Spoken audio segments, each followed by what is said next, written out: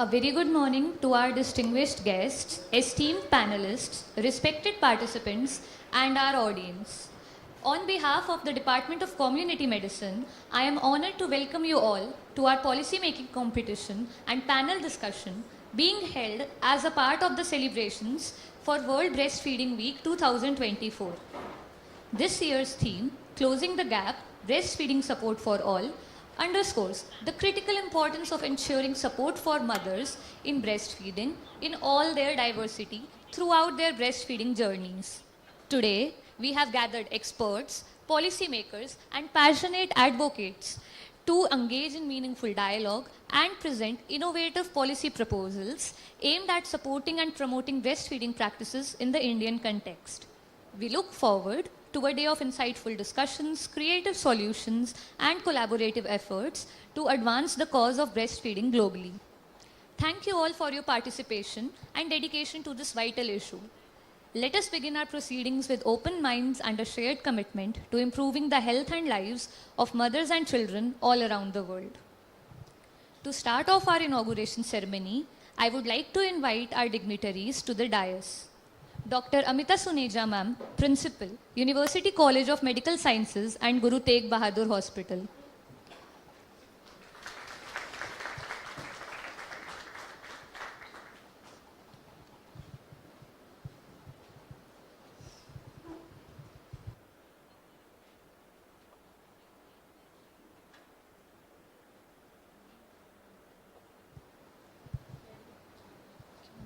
Thank you, ma'am.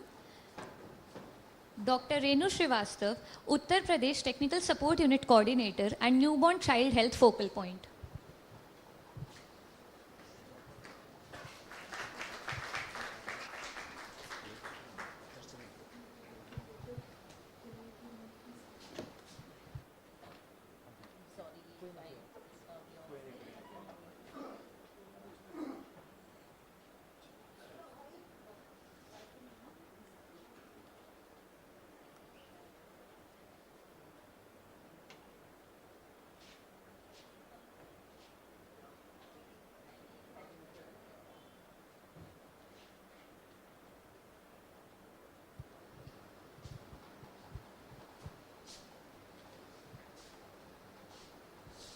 Welcome, ma'am.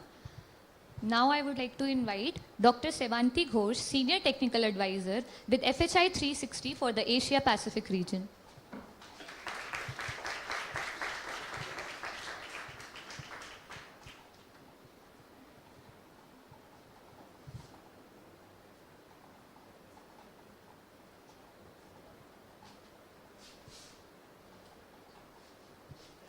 I would now like to invite Dr. Tanika Lingdo, Scientist E at the Indian Council of Medical Research.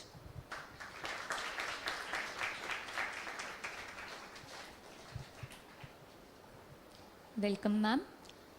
And now I would like to invite Mr. Kratu Goyal, Consultant at the Economic Evaluation and Analysis Unit, World Health Organization.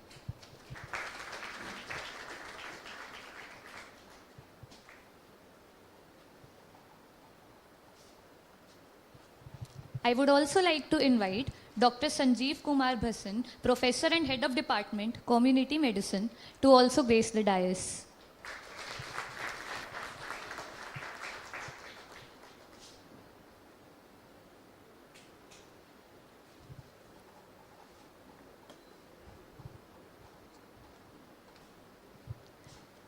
Now, I would like to invite Dr. Pragati Chhabra ma'am to felicitate our Honorable Principal, Dr. Amita Suneja ma'am.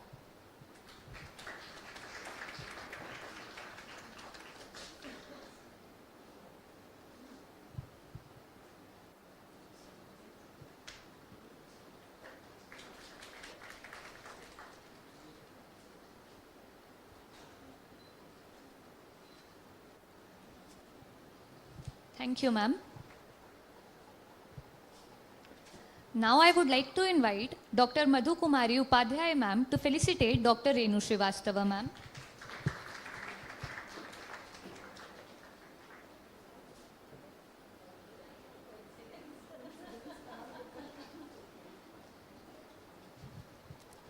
Thank you, ma'am.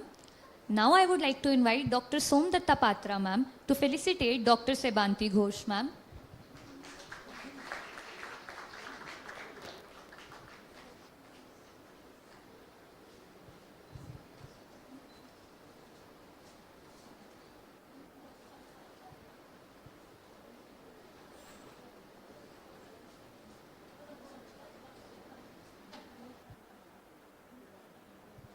Now I would like to invite Dr. Riza ma'am to felicitate Dr. Tanika Lingdo ma'am.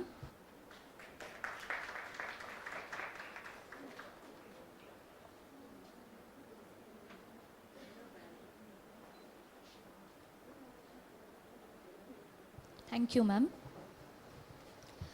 Now I would like to invite Dr. Arun Kumar Sharma sir to felicitate Dr. Sanjeev Kumar Bhasin sir.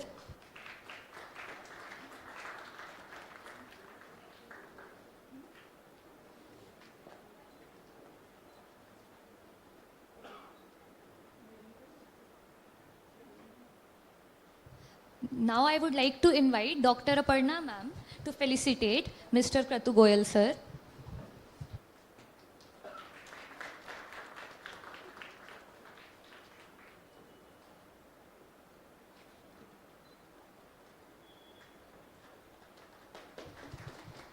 Thank you all.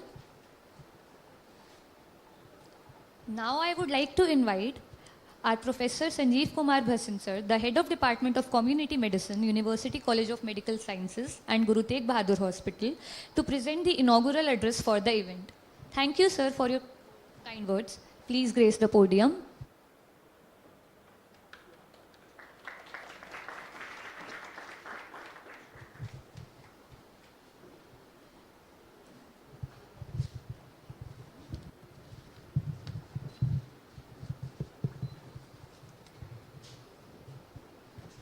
Welcome everyone. It's my proud privilege today to welcome all of you to this policy hackathon. As you are all aware that Breastfeeding Week celebrations are held every year from 1st to 7th August. And our department has been organizing a number of activities every year for the past maybe more than a decade. And our department, you can say, has been a kind of forefront of it. The kind of emulation, the kind of awards, the kind of acknowledgement that our department has received on account of breastfeeding activities has been exceptional. So this year, again, is no exception. This year also, our department has been organizing and will be organizing activities, multiple activities on every day of the week. On first, we organized health education activities. We organized sharing of experiences by Ashas at our health centers. Yesterday, with the Anganwadi workers in our Tahirpur center, we had experience sharing with the mothers who are pregnant or who are lactating, or mothers who are young and who will soon be becoming mothers. And both programs were highly successful. So today is the third program in this series. This program we have called as Policy Hackathon. So it is, you can say, a very unique or novel kind of initiative that our department has taken. Novel in the sense that the whole program has been conceived by our first year postgraduates. Normally you will associate policy making with very senior people.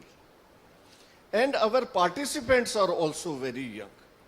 Our participants are also, that is, those who will be taking part in the competition, are also very young. They are also postgraduates, and one of the team is even undergraduate student. So regarding,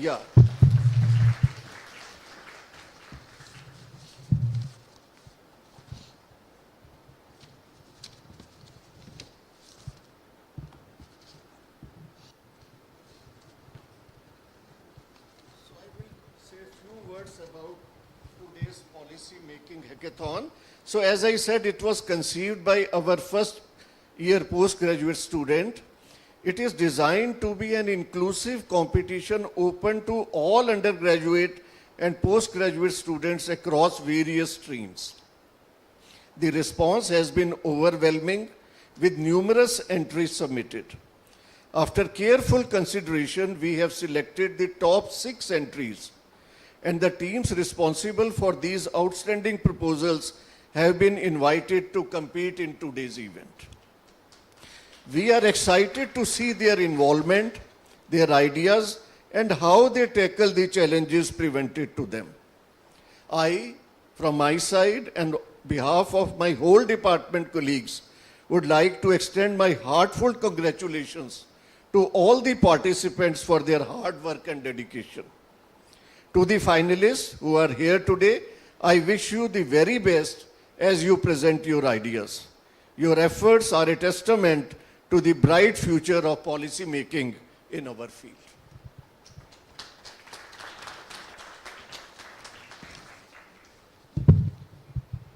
So I would not delve on the importance of the breastfeeding week.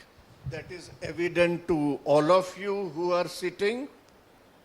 See, our country has done remarkably well in many fields as far as public health is concerned. We have eradicated smallpox. We are today free of polio. We are free of yaws. We are free of guinea worm. And we have eliminated many diseases of public health importance. Our immunization coverage rates are exceptional. Our fertility indicators have tremendously improved.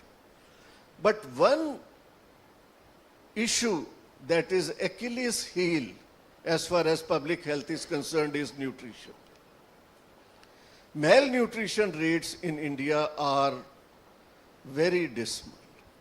Or you can say malnutrition rates are very high. The nutritional status of our children, pregnant mothers is very low. And here comes the importance of breastfeeding. While breastfeeding is universal in India, all mothers practically breastfeed. But then we are not able to optimally utilize it. I will give just one example. As I was discussing the achievements of breastfeeding in India. See, we have also done tremendously well as far as institutional deliveries are concerned. 88% of deliveries in India are today in the institutions. But only 41% of the women breastfeed in the first hour. So obviously there are some lacks, and that these mothers need support. So that is why the theme of this year, breastfeeding support forum. So I would not delve on that much as the experts will talk about it. So I take with these few words, I extend my heartiest welcome to our principal, Dr. Amita Suneja, for gracing this occasion. She readily agreed to our invitation. She is our principal. She is our head of Department of Obstetrics and Gynecology. She is outstanding obstetrician. And regarding her, I would like to say that she has always been most supportive of our activities, all activities public health related, but for breastfeeding, she has always been most supportive. She has participated in our seminars, she has participated even in rallies that we organize almost every year. Thank you, ma'am, for your support. I also welcome our guests. I welcome Dr. Renu Srivastav. She is Strategy Director, Newborn and Child Health, Uttar Pradesh Technical Support Unit. She is a renowned, eminent expert in this field. My welcome to you, ma'am. I also welcome Dr. Sibanti Ghosh. She is Senior Technical Advisor, FHI 360 for Asia Pacific region. I was talking to her.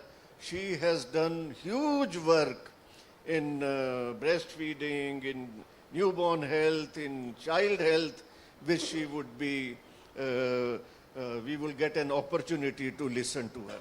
Most welcome, ma'am. And it is my, you can say, privilege and what should I say, welcome Dr. Tanika Lingdo, who is our former student. She is postgraduate from our department, and she is right now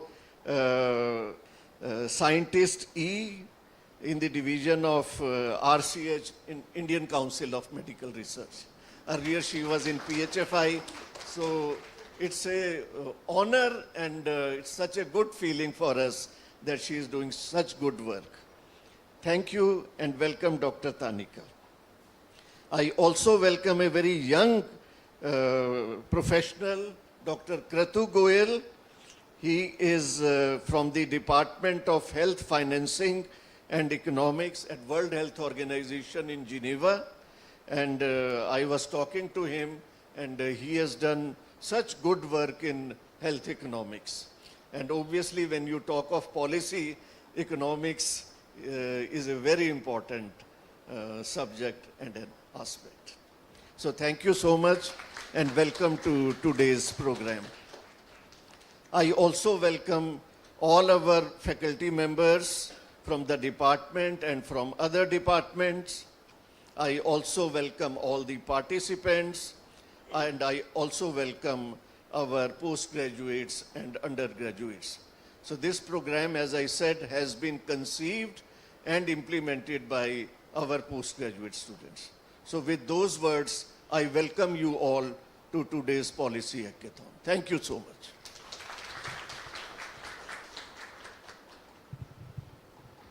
Thank you, sir, for your kind and inspiring words. You are truly the most supportive leader we could ask for as postgraduates.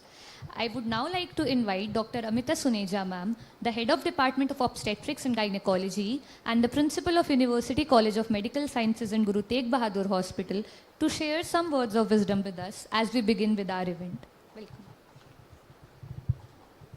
Thank you very much. And I'm really being honored to be part of this CME, and thanks for inviting me. And this is organized, by Department of Community Medicine, who's always proactive in academic activities. And it is superb leadership of Dr. Basim and Pragati. The whole department has been working very hard. So respected dignitaries on the dais, Dr. Ghosh, Dr. Shrivastava, Dr. Tanika, Dr. Kratur, Dr. Basim, and senior faculty of the dais, Dr. Arun Sharma, I can see, Dr. Som Patra, and the faculty members of department, dear students and delegates. And so today we are here, and it's the main session is dedicated for policy making. That's very heartening to note. And I was, of course, you all know the theme of this year, closing the gaps and supporting breastfeeding for all. And it has 4 components, and very important I would like to highlight. One is that supporting community sport anywhere and anytime. The 2 words are very important. Anywhere, anytime. Suppose you're working and you want to feed. So where to feed? Second is the policy makers, I think, now will take into this consideration and anytime. So I quote you an example. I went to a conference and our young faculty had delivered, and she had a very small baby. But she participated in the conference. I went to washroom. I saw her feeding her baby. The maid brought the baby and she was feeding in a washroom. The big 5-star hotels do not have place for breastfeeding. So that one consideration can be taken. And second, of course, in the part of theme is effective maternity entitlements. Now, I don't want policymakers to increase maternity leave beyond 6 months because in UK it is 9 months. It really affects the work. If you want to make the really rules, then in the rules it should be that there should be replacement of that a person who is going on maternity leave. and busy hospitals, we had 20,000 deliveries per year. And so the breastfeeding is very much concern for our department. So whenever the community department, Dr. Bhasin, approaches us, we willingly tell them, yes, we need counseling for breastfeeding. So that is important aspect. And then training of personnel for counseling. That is, of course, he said, involving ASHA, ANMs. And you know, even the big hospitals do not have the concept of having lactation consultants. And it's very important to post lactation consultants in the hospitals, the bigger hospitals and periphery level, ASHA and ANMs for training. And then, of course, if we go beyond it, there are milk banks, how to store the milks, there are so many guides, there's so much into it. When we say breastfeeding, oh, what is in that? It's a very simple thing. In India, everybody breastfeeds. It's not true. We really have to counsel the mother, and to initiate the bond between mother and child is very important. And then, of course, it goes without saying, don't promote baby milk products. That should be decreased. So with these words, I think the policies, there will be many innovative ideas, and we have the experts, and we'll deliberate on it, and the fruitful outcome will be there. So wish you good luck, and thank you so much. Thank you.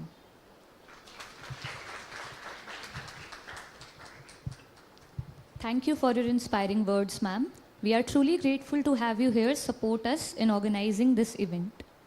Now I would like to invite respected Dr. Pragati Chhabra, ma'am, Director Professor, Department of Community Medicine, and the faculty in charge for World Breastfeeding Week, to introduce today's event, Closing the Gap, Breastfeeding Support for All.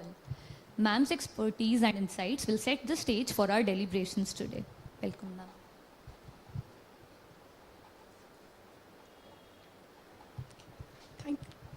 Thank you, Dr. Prachi. I really feel honored standing here, welcoming, seeing all such experts on the dais, It's something, it's like a dream come true for the department, I think. Having the likes to name, again, I think they've been named, but I would like, pay my respect to each one of them. Our principal, ma'am, Dr. Amita Suneja, who's always been so supportive of any activity other than she knows for other reasons also that she's always there for the department. So I echo Dr. Bhasin's words that we're really thankful for you, ma'am.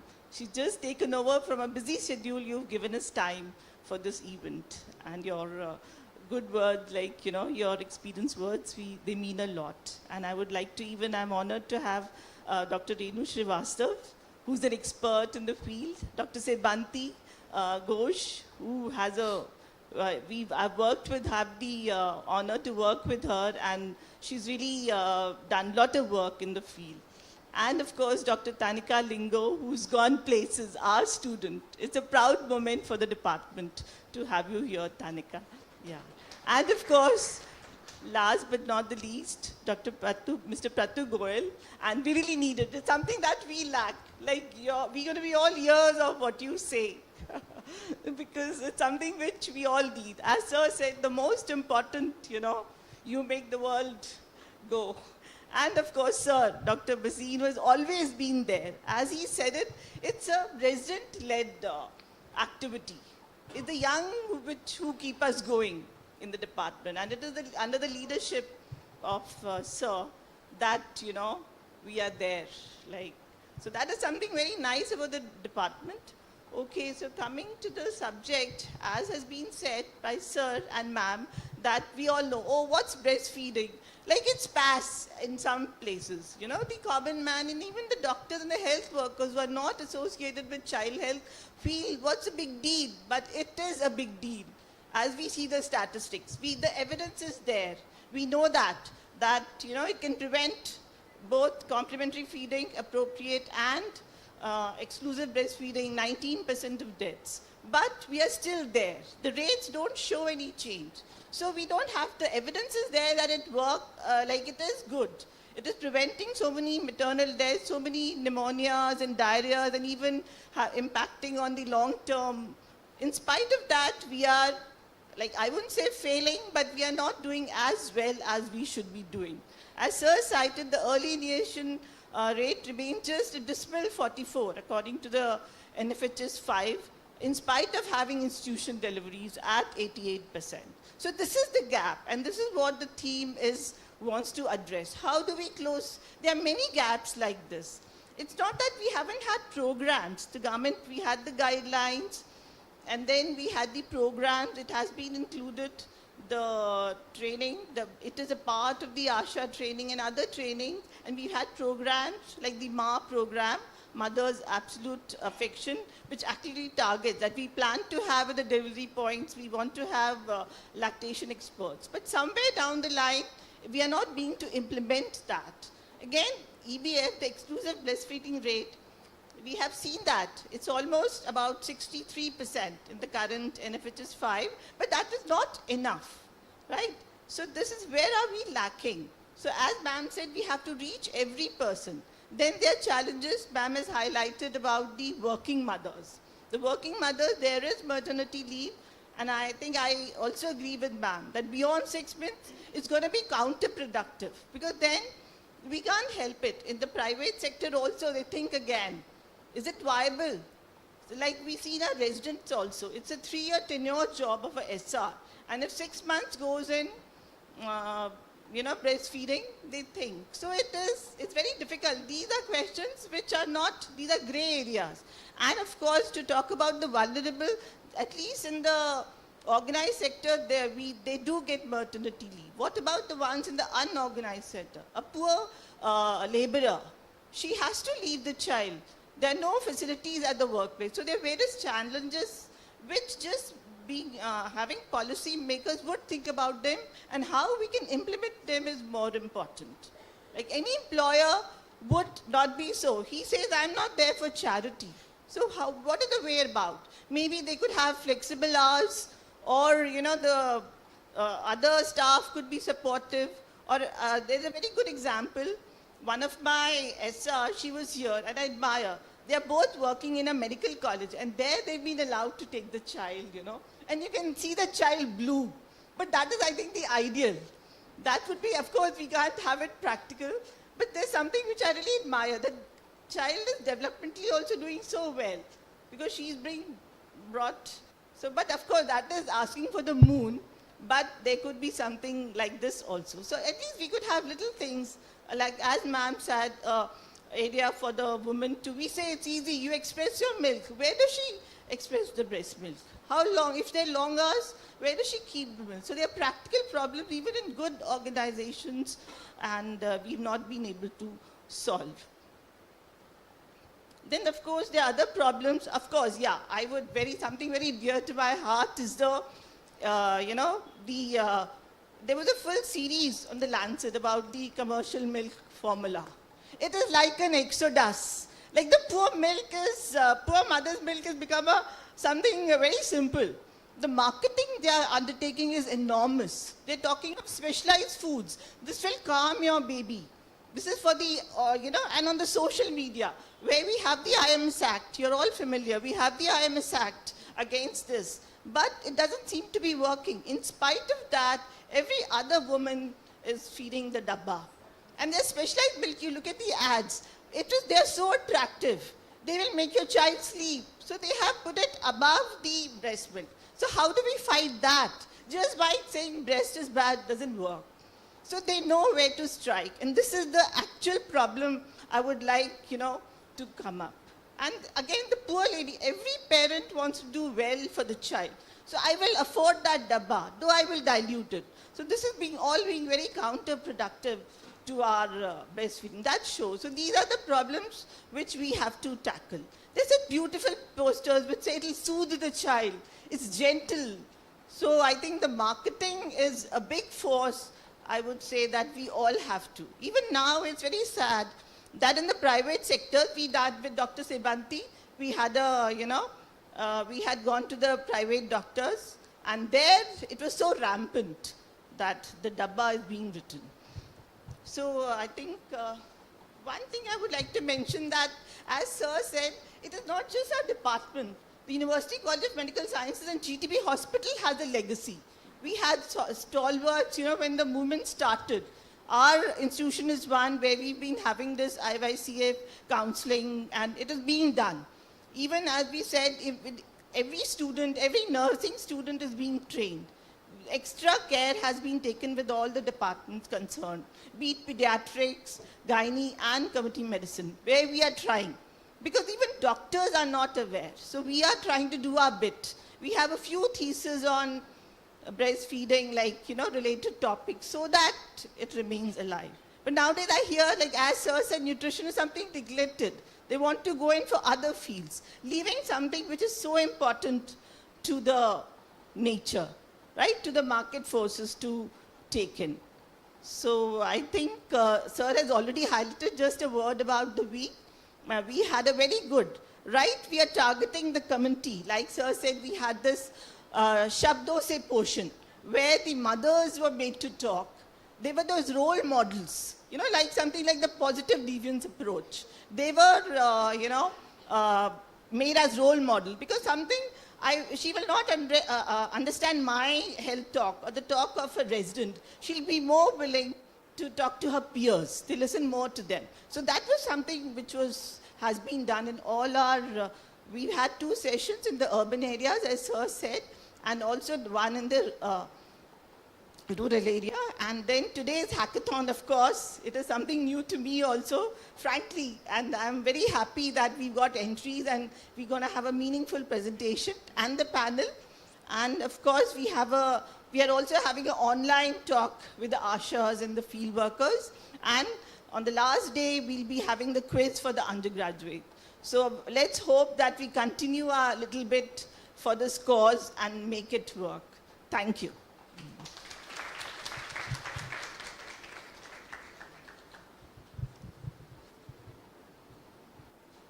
Thank you, ma'am, for your inspiring words.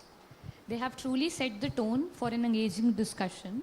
I would now like to invite Dr. Niharika to present the vote of thanks for our esteemed panelists. Good morning, everybody.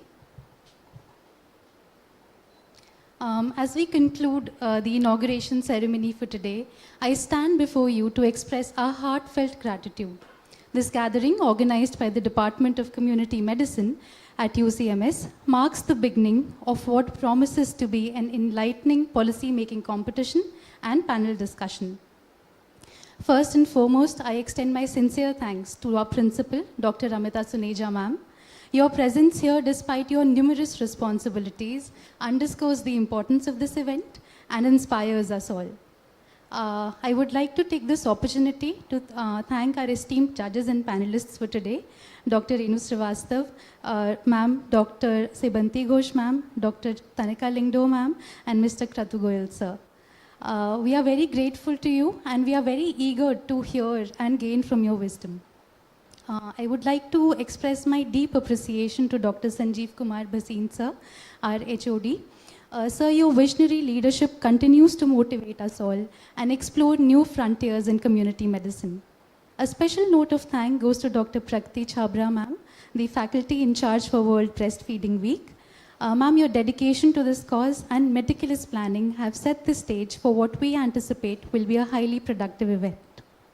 In conclusion, I once again thank everyone, the faculty, participants, our audiences, everyone present here for your contributions. Let's now proceed with open minds and shared commitment to advancing our understanding of breastfeeding policies and practices. As we move forward into this policy-making presentation and panel discussion, let's carry the enthusiasm from this inauguration forward with all of us. Now, we look forward to this engaging and productive session. But before that, tea break, I request all of you to please partake in tea and snacks just outside the lecture theatre. Thank you, everybody. Please proceed.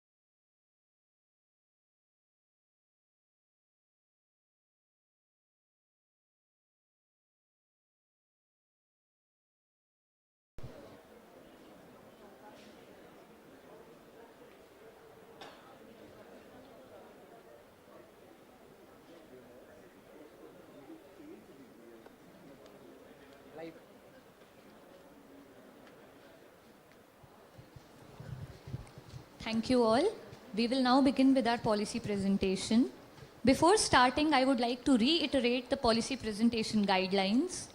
Following was the list of contents to be included in the presentation as specified, rationale of the framework chosen to draft the policy, primary content of the policy, justification for choosing the policy.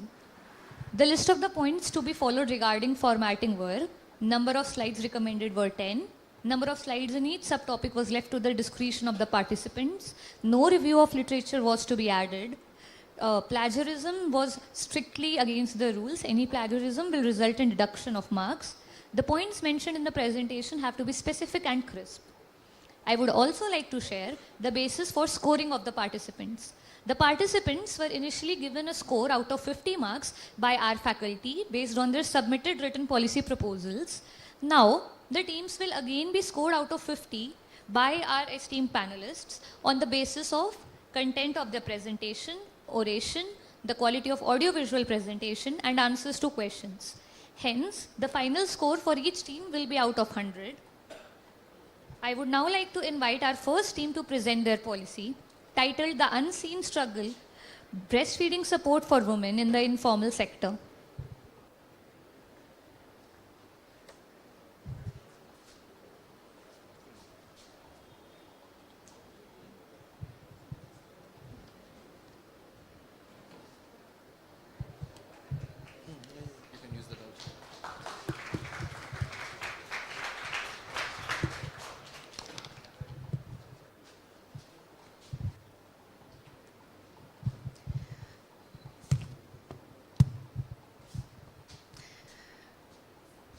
A very good morning to one and all. I am here to present my policy brief titled The Unseen Struggle, Breastfeeding Support for Women in the Informal Sector. Now, breastfeeding is a critical component of infant nutrition and maternal health due to its numerous health benefits, including improved immunity, reduced infant mortality, and enhanced cognitive development. The National Family Health Survey 2019-21 reports that only 54.4% of infants under 6 months are exclusively breastfed, falling short of the World Health Organization's recommendation of 100%. While there are several ways to bridge the gap, this policy proposal aims to address the critical gap in breastfeeding support for women working in India's informal sector. Why target the informal sector? First and foremost, lack of infrastructure. Now, many informal sector jobs, such as those in small shops, construction sites, even agriculture laborers, they don't provide basic facilities like private spaces for breastfeeding or expressing milk. Absence of legal protection. Now, unlike the women in the formal sector, the women working in India's informal sector are not covered by India's Maternity Benefit Act, which provides paid maternity leave and support. So they face difficulties balancing work and breastfeeding. And thirdly, economic constraints. Informal sector workers typically experience economic instability, which can impact their ability to access necessary breastfeeding support and resources, such as lactation consultants or breast pumps. According to ILO, nearly 70% of working women in India are employed in the informal economy. A survey by NSSO indicates that 80% of women in the informal sector do not receive any formal maternity benefits. India's Maternity Benefit Act provides 26 weeks of paid maternity leave, but again, it doesn't include women in the informal sector. So we can say that women in this sector face significant barriers to breastfeeding due to inadequate infrastructure and lack of support. Now, the key objectives and the key components of this policy are as follows. First and foremost, establishment of milk expression facilities. This policy aims to designate mobile milk expression units. We develop mobile units equipped with breast pumps, storage facilities, privacy screens, and creches. Now, these units will travel to areas where informal sector workers are concentrated, like markets and agricultural fields. Then we will provide designated milk expression rooms, We can collaborate with local businesses, community centers, and marketplaces to create designated, clean, private spaces for milk expression at an affordable or subsidized rates, and ensure that the pumps are easy to use, durable, and require minimal maintenance. And also supply breast milk storage bags, containers to help mothers safely store expressed milk. We offer training sessions for women on how to use breast pumps effectively, manage milk storage, and maintain hygiene.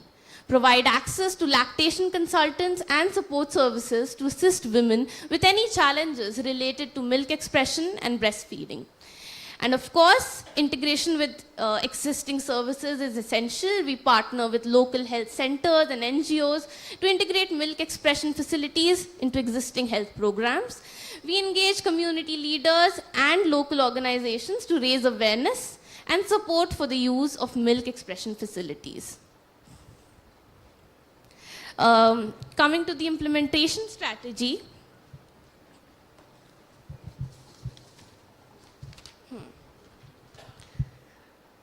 the initial planning and preparation stage includes mapping out areas, both rural and urban, where informal sector women workers are concentrated.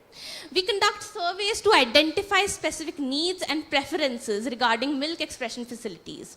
And side by side, we implement a targeted outreach to inform potential users about the benefits and availability of the services. We do an awareness campaign, educate them about the benefits of breastfeeding and how these facilities would help them. Then we move on to a pilot program. We start a pilot program on a small scale. We select regions to test the effectiveness of the mobile units and the designated spaces. And we use the feedback to refine the approach before upscaling it. Then we form partnerships, collaborate with local governments, businesses, NGOs, and women's self-help groups to implement and sustain the facilities. And we must continue to generate awareness to gain momentum. And lastly, monitoring and evaluation. We establish systems to monitor the usage and impact of the facilities, gather feedback, and make necessary changes. The rationale behind the policy.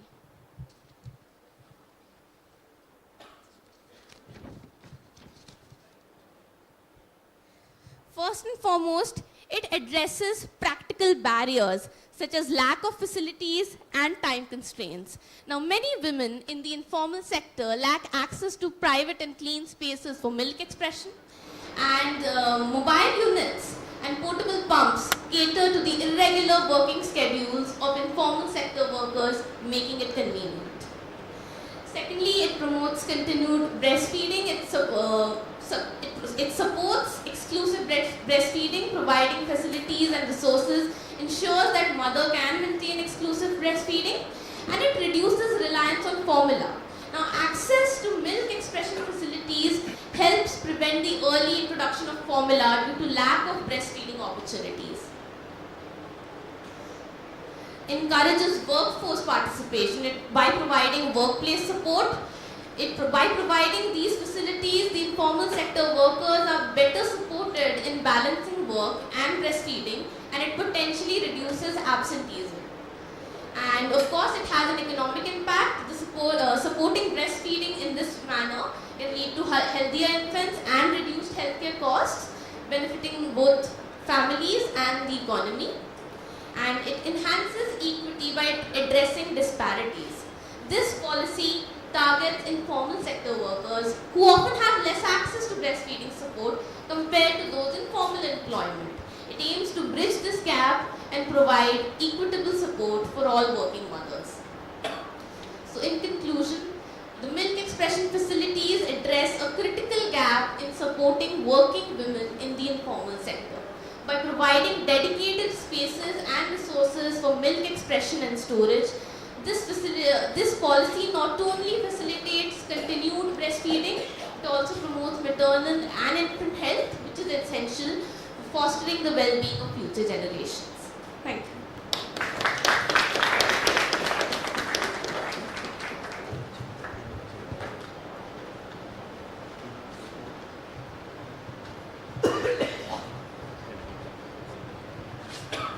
Now we would request the dais to pose their questions to the participant. Thank you. Wonderful presentation. I think the thought behind this, the concept is actually what is required, you know. But when I look at this, my concern, especially in the Indian context, is the scale, right? Because this will be a tremendous numbers we are looking at, especially because you mentioned that 70% of women are working in the informal sector. So I was just wondering, can you use other platforms, you know, where you can introduce these sort of strategies? So have you heard of the Palna scheme? Palna scheme. Okay. So this is a scheme under the Mission Shakti. And what they want to do is essentially have Anganwadi centers come creches. You know, so something of these, such type of platform where you might want to test, you know, Right. this idea. Right, ma'am, Right? absolutely. Yeah. And in terms of the methods that you have outlined, probably you might want to just sort of have it in a more systematic fashion. But otherwise, I think it was a great idea. Thank you so that much, worked. ma'am. Thank you so much, ma'am, for your feedback.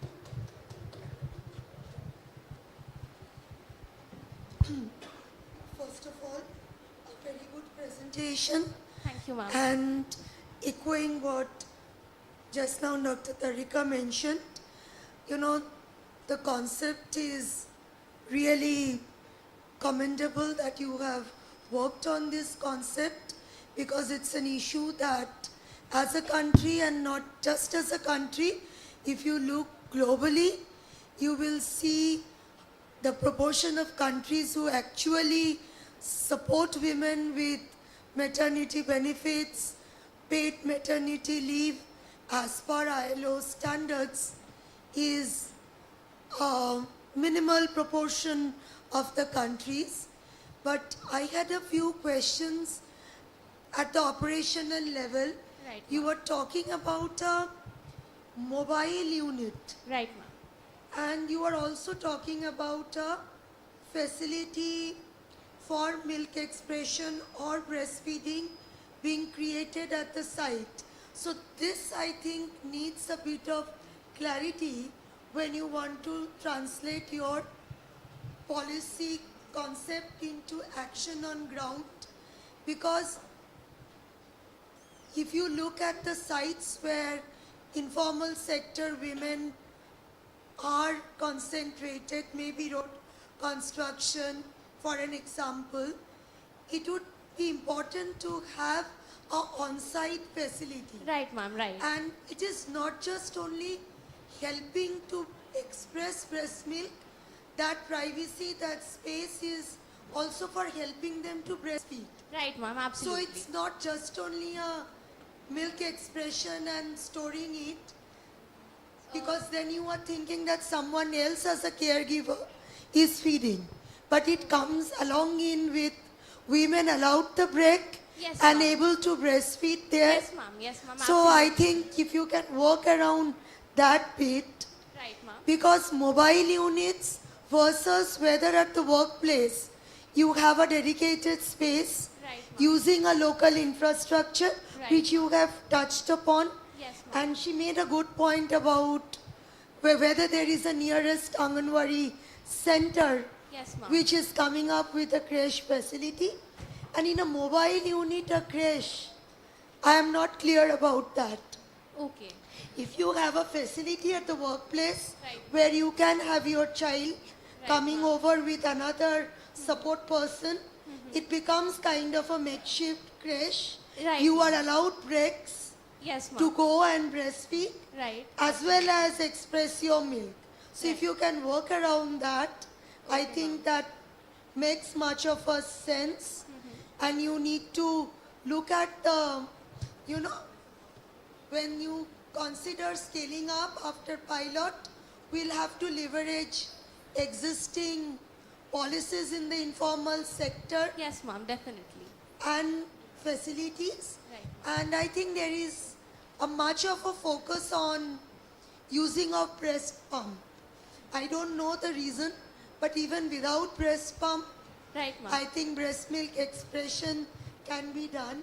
Right, And I ma'am. think we also have to take into account the support these women need to Right, really able to do this. Working with the informal sector, you know, the people who manage them, they need to be sensitized Right, a lot to allow this kind of breaks. Businesses ma'am. usually They are don't. not always compliant, even formal businesses. Yes, ma'am. But once again, congratulations. Thank you so much, ma'am. Thank you so much, ma'am. Yeah, so thank you for that presentation. That was a good presentation. I really like the point about equity that Right. you've brought forward. But I think from your presentation, you're talking about income equity. But I think gender equity is also important because in workplaces, there Right, sir. should be additional policies. So I think that is something that you could have also stressed upon. Okay, And sir. then one question I had was, when you talk about initial planning, Right. you talk about needs assessment and awareness. Right, sir. But I think when you're talking about a policy, you should also look at the budget constraints that exist. You should look Right, at the sir. costing of that policy. Definitely, How sir. can you actually provide these facilities? What is the cost? What is the available budget with the government? Right, sir. And the other thing that I would like to talk about is you mentioned creation of these facilities and partnering up with the private sector or NGOs or things like that. Right, sir. So I would have liked to see if you also mention incentives, both for these sectors to join with your policy. What are the incentives that they would have to contribute to this policy, and also the incentives for women in these sectors to are they aware of the incentives? Well, one is the health incentive and all of Right, that, sir, but right. there have to be certain incentives to promote or push them to first adopting this policy if there is some reluctance. So maybe you could also think about those things as well. And the last thing, I'll be quick, the last thing was also something that I think, I don't know, maybe you have it in your document here, Right, but sir. it was also on the practical aspects of these. What would you do to prevent spoilage or leakages or contamination of this, like in terms of cold Sir, storage or... I had mentioned it in my document. Right. Sir, refrigeration and storage facilities are a part of these facilities. So that would prevent So again, you spoilage. have to look at what the national infrastructure is in terms of that, and Yes, how you can sort of go beyond that, because Right, there is something that is an existing baseline, Right, sir. but there is a certain cost to upgrading it or expanding it. So I think that should be consideration if you're proposing a policy of Right. expansion of these facilities. Thank you. sir.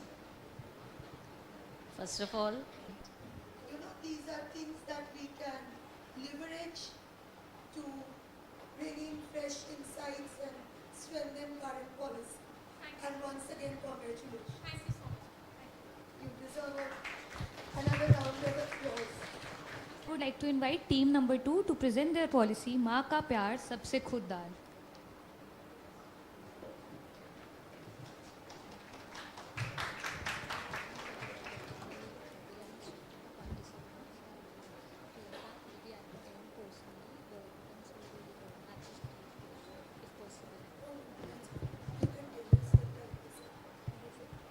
Management skills as a basic requirement for all maternity hospitals, both in public and private areas. Next, we aim at development of breastfeeding programs during emergencies, especially in case of natural disaster. That brings us to the end of our presentation, and we end it by saying स्तनपान है हर बच्चे का अमृतपान. Thank you so much. Cut गया सब जगह का Now it is the panelists to please pose their questions to the team. Wonderful presentation, guys. It was amazing to see the two of you good synchronicity. And don't think I am gender biased when the mother loses me. That's very critical. But you need to make incentive for everything is not the answer. Breastfeeding. Explain. Not here right now, later. Technology in breastfeeding, I'm still working. Thank you. Thank you for the presentation. One question I have is, I think you sort of maybe mentioned it briefly, about the barriers that exist currently in the policy. So I was wondering if you could maybe elaborate a bit more on what are these barriers exactly that are not allowing existing policy to reach their potential, and how exactly are your suggestions avoiding those barriers, or because you also talk about expanding upon the current policy or adding another provision, but if the existing provisions are not being enforced, what is the problem? I'll also be brief. I think it's first of all appreciate a very good presentation, the thoughts behind it, but I think you will have to revisit when you are speaking about the lactation bank. I think you are referring to the human milk bank facilities. So I think revisiting the existing national guidelines and how it has been tied so that women, wherever they are, they get the best of the facilities and standardized care, because at PHC level it may not be a feasible option, but of course support matters wherever women are, skill support both at home, community and at workplace.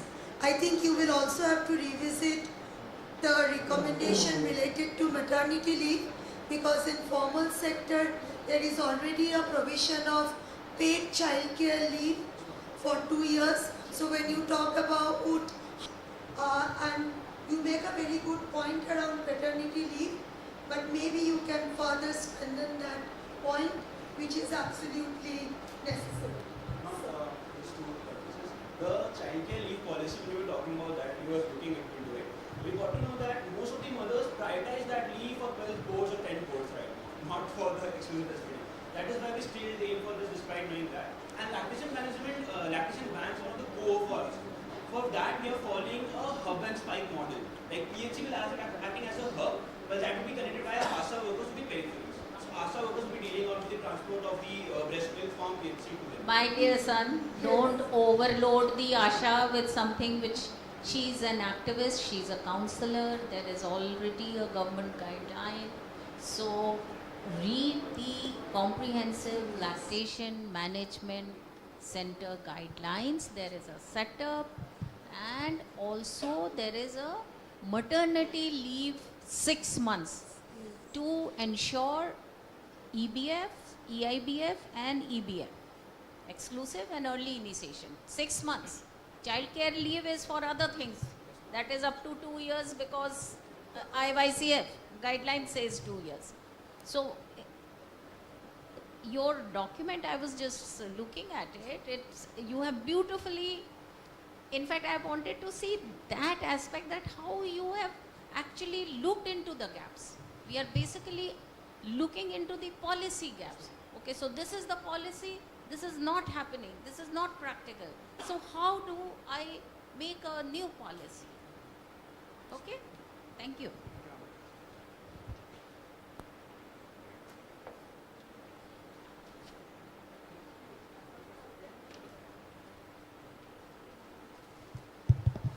Thank you. Very impactful presentation. I like that part of it a lot. But my suggestions would be, what you have presented are by and large very good ideas. But you will also have to see some may work for, mothers working in the formal sector. I mean, not necessarily you can adapt this to informal sector. So you have to be very sure of what works. Like you yourself mentioned, one size fits all will not work out here, right? So you have to see what can be adapted to formal sector and what can be adapted to informal sector.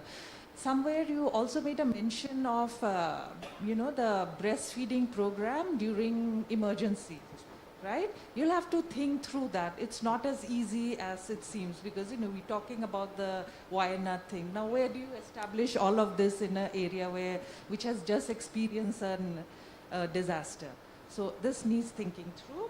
And I like your idea of the warning labels, right? So maybe that is some way you can. And of course, getting celebrities and influencers, because it seems to work, right? Many of these celebrities are now becoming mothers and they are all over the news, so, tapping on that point.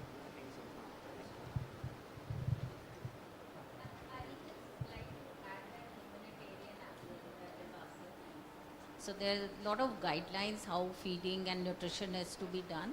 I think it is a good takeaway for you. It's to look more into that. One.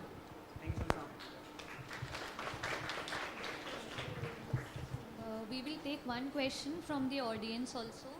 Would anyone like to ask a question from the team?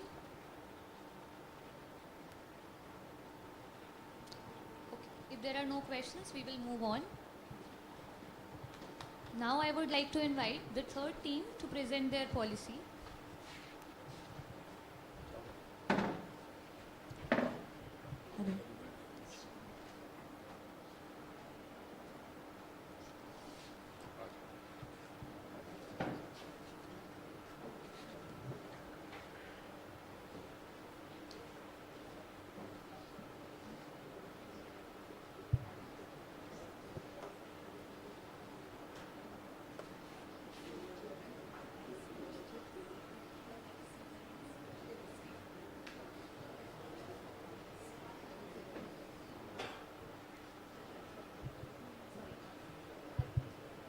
Hello.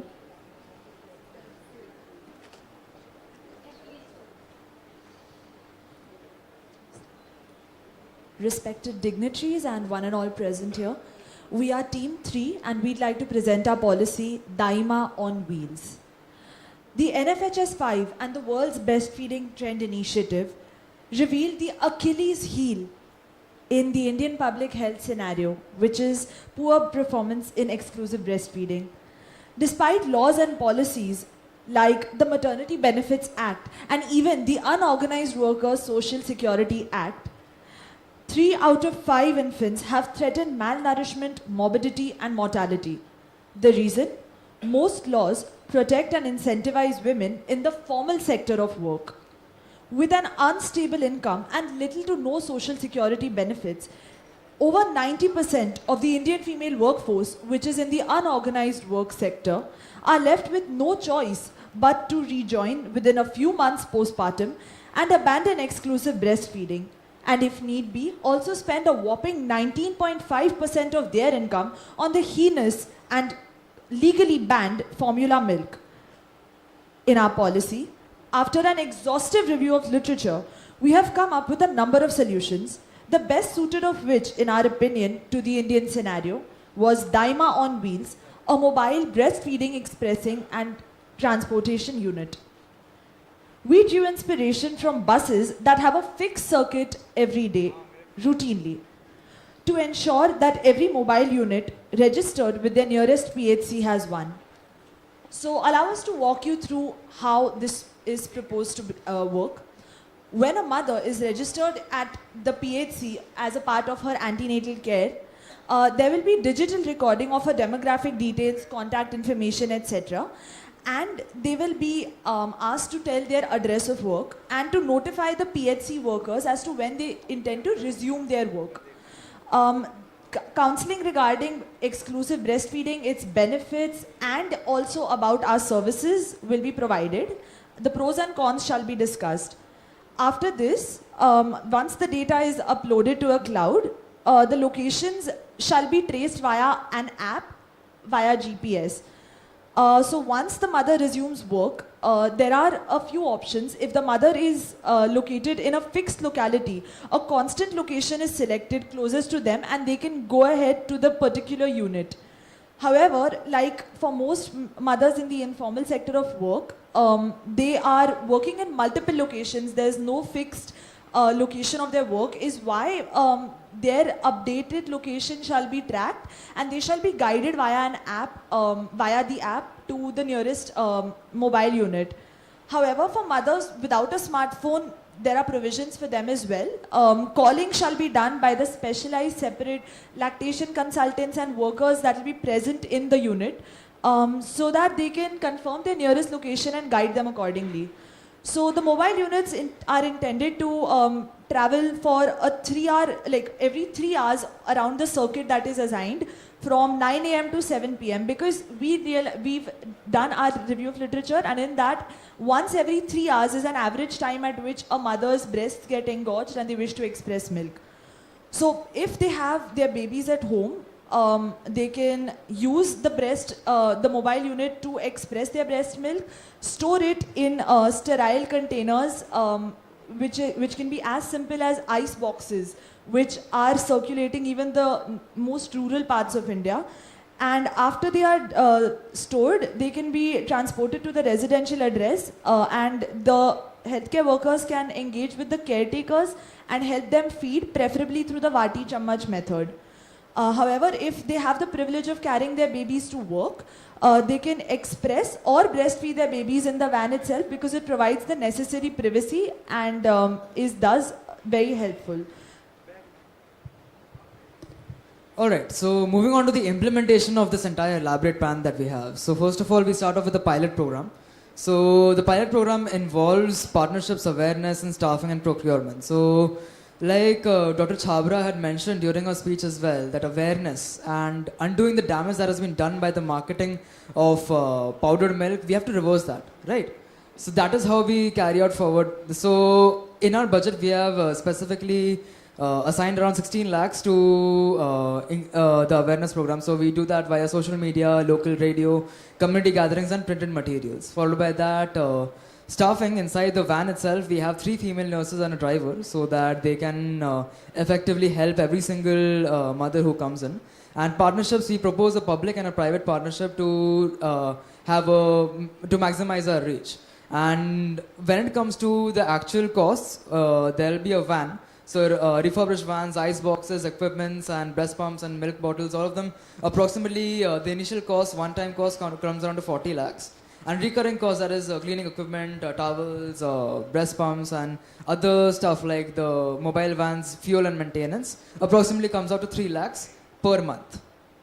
Followed by that, what is the timeline that we are looking at over here? So our team, we have made a 1 year long launch sequence for this. So from month 1 to 3, we will be carrying out the planning, the procurement and recruitment and the partnership part of the policy. Followed by that, we launch the pilot program into high density, low income area to see what kind of response that we have, which comes to month 7 and 9. So we evaluate the pilot program using our KPIs, which I'll be mentioning later on, and we'll be incorporating all the feedback and we'll be improving the service. So by month 10 and 12, we'll have a very thorough idea as to exactly where the pain points are, and we'll be able to have a full out launch of Daima on Wheels. So who will be the responsible agencies? So we come to MOHFW, so Ministry of Health, Family Welfare, the local health clinics, lactation management centers, non-governmental organizations, and even the Ministry of Road Transport and Highways, because we will be using mobile units. This brings us to our stakeholders. So we did a power interest matrix for stakeholder analysis, and in accordance with the same, our high power and high interest stakeholders have significant hold and control over resources and over manpower, and we wish to have regular meetings and update them regarding our initiative and where we could enlist their help. Managing and regularly providing the public health sectors, and international public health collectives, and also the employers in the informal sector with evidence-based benefits about our unit may cause an increase in interest. Regularly using information, education, communication as a model to promote behavioral change in local communities and encouraging med students and researchers to promote our cause of supporting exclusive breastfeeding may also help. So the key messages for different and varied audiences need to be tailored to resonate with their specific interests and concerns. For example, expected women could be targeted and told about the benefits of exclusive breastfeeding and the risks of using formula milk. And likewise, what we could, however, do for the healthcare workers is we could encourage them to integrate Daima on Wheels with their already stable hospital such that it becomes a baby-friendly hospital in accordance with the baby-friendly hospital initiative rolled out by the Breastfeeding Promotion Network of India. So channels to include social media, partnerships with non-governmental organizations, on-ground community engagement, etc.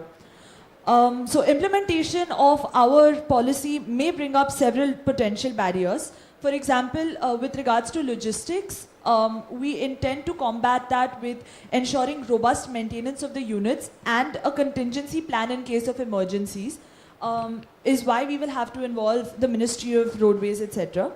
For community acceptance, community engagement programs from time to time and including the same in an ASHA workers training may help. We also may have specialized lactation consultants, oftentimes the ones in the unit coming out and engaging with the community for more socio-cultural acceptance.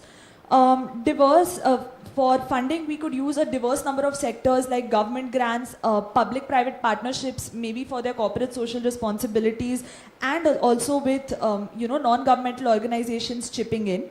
For staffing and political scenario, we could ask for the policymakers and advocates to have a common goal of realizing an individual's right to health and having a non-partisan scenario on this extremely vital topic. For data privacy, we intend to go through several layers of security and also engage the Ministry of Information Technology using encryption and trying to make sure that no data that is registered in the app is leaked out. Integrating it with the healthcare has also been talked about with regards to the baby-friendly hospital initiative. Now comes to a very important part, that is the monitoring and evaluation. So we have a plan ready, as we have submitted in the policy document as well. We have a monthly, quarterly and a yearly plan. So I had mentioned previously about key performance indicators, the KPIs. So the KPIs that we'll be managing are the number of mobile units deployed, the reach and coverage, the volume of breast milk distributed and collected, the health outcomes and growth metrics, user satisfaction feedbacks, continuously being connected to our end user, operational effectiveness and efficiency, as well as the community engagement and the community sentiment. So how do we monitor them? So there'll be tablets present inside the unit which will be collecting all the data, digital data, and storing them in accordance to whatever the mother has been registered as well. Followed by that, there'll be periodic surveys as well as questionnaires for the mothers as well as the community. Regular health checks of the infant. We'll be managing their growth metrics. We'll be seeing the effectiveness of how breast milk is allowing them to be better. And not only that, GPS tracking of the mobile unit allows us to ensure complete tight regulation of whether the unit is not being misused or not. And reports, of course, from our partners, our community leaders, as well as the local Anganwadis, as well as lactation management centers. So now, why this policy? So while we were drafting this policy, we came up with multiple solutions to it. Be it human milk bags, support networks, and all of these things are already established as well. And breastfeeding education, awareness campaigns, formalizing the work sector for women, breastfeeding support in workplaces, and even community-based breastfeeding support programs. And then we realized Daima on Wheels is the culmination of all of these things together, and we are able to fulfill a beautiful lacune that has been left perfectly for Daima on Wheels to come in and save this entire initiative. Our plans for sustainability include overcoming topographical barriers and crises, because it was brought to our notice in the recent COVID-19 health pandemic, there was scrupulous amounts and unjust distribution and uncalled for donation of human formula, and people succumbed to that because they had no other means to express and store breast milk, and there was a lot of misinformation. So averting such topographical and other logistical crises is what we look for in our sustainable plans. We also wish to target more vulnerable communities, for example, the ones that are socioeconomically marginalized, like commercial sex workers, who also have the right to breastfeed their children with regards to behavioral changes, etc. We also wish to have this policy in alignment with this year's theme, because this policy indeed does bridge the gap between vulnerable communities. So engaging the youth today and involving them in active dialogue with policymakers, NGOs, etc., sets the precedent for our motivation behind our policy. We call upon everyone present here to help us protect and enshrine the universal right of a mother to give and a neonate to receive the best, most economically viable source of nutrition, which is breast milk, anytime, anywhere, to protect their life, their right to life, and their right to health. Thank you.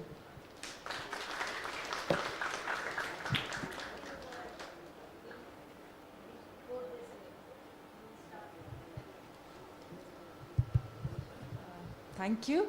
Again, very impressive. So I just wanted to understand a few things. One being, has this been tried and tested elsewhere? Do you have any idea if something like this is being done outside of India? Or if it is...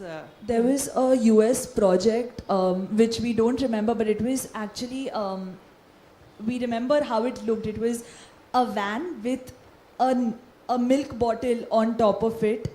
We'd seen it, but it was actually it was not for the public. It was chargeable, etc. It was the milk something, we really don't remember the name, but we had seen that, and for that we from there we drew inspiration, thinking that why don't we make this for the unorganized economy? Let's make this not for profit. May I come in? Tanika, I can help you with that. There is in Rajasthan, there is an NGO, and they have Amrit Kalash vans.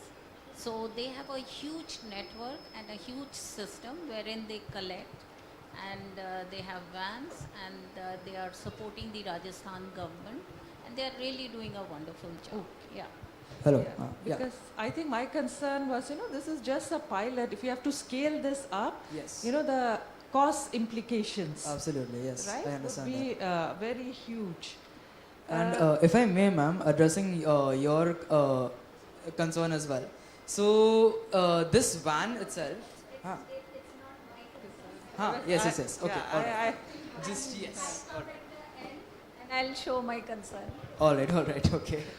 The one other concern is, this is all fine, but I come from the northeast, where a lot many areas are not hard to reach, isn't it? So how do you ensure that last mile delivery of, this very ambitious Therein lies our project? plan for sustainability. We did mention trying to avert topographical crises like the roadways in the northeast, etc., which are very difficult to access. We had planned to first try this out in cities that are tier 2, tier 3 cities, see if they are established over there, then collaborate with stakeholders like the Ministry of Health and Family Welfare along with the Ministry of Roadways to see if there are proposed solutions. But for now, our plan was to start out with high density, low income cities, tier 2, tier 3, easy to access, etc. Because we realize there are many lacunae that even we at an undergraduate level cannot, but we wish to have that as our plan of sustainability.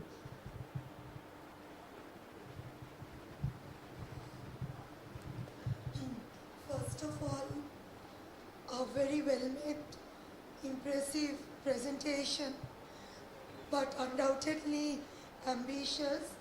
I have a few concerns.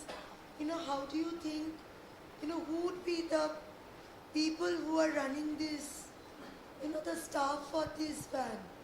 You are looking at a government system coming in place, integrated within the primary health care network, or you are looking at a private partner coming in because you need manpower to run this kind of setup.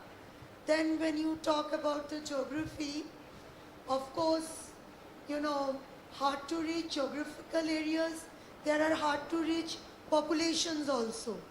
If you are looking at areas where women go out to work, bricklin sites and other places, if you look at the urban slums or the urban poor, women working as part-time maid out probably in the more affluent residential areas, how do you really anchor? You know, the rural health infrastructure is different, the urban health infrastructure is different. I know these are not easy questions.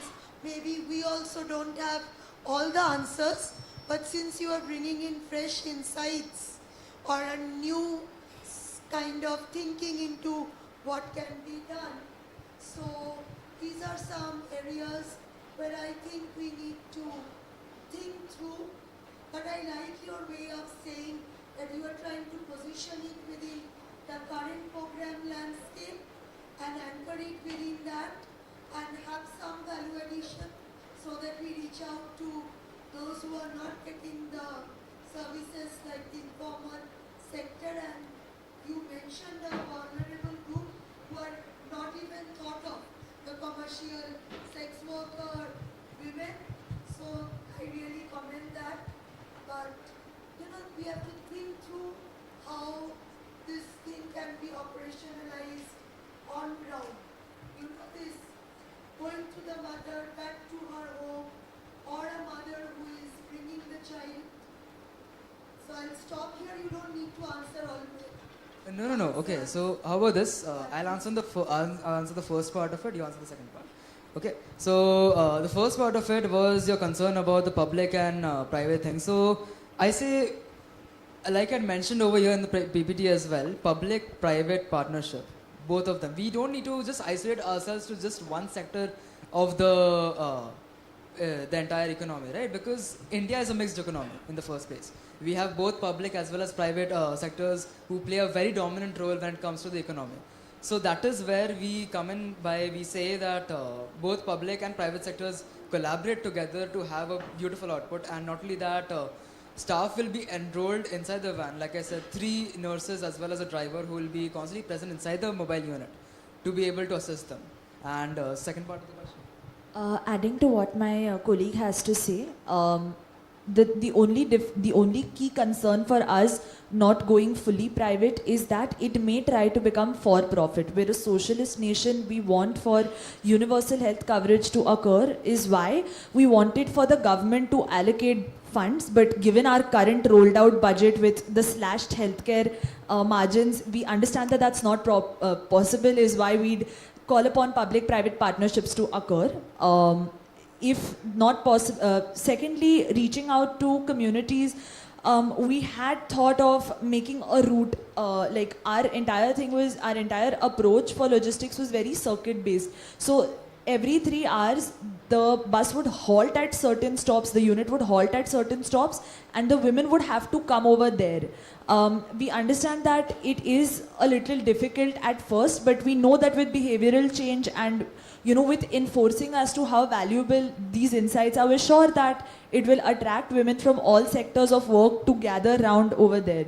Coming to sending the milk that is stored in ice buckets to the caregiver, it is going to be a challenge with regards to traveling around, but this is why we wish to have very equipped and very well incentivized staff, which is separate from the existing public healthcare system. Like, we wish to have separate drivers, separate lactational consultants, separate. We don't want to burden our existing public health workers with all of that.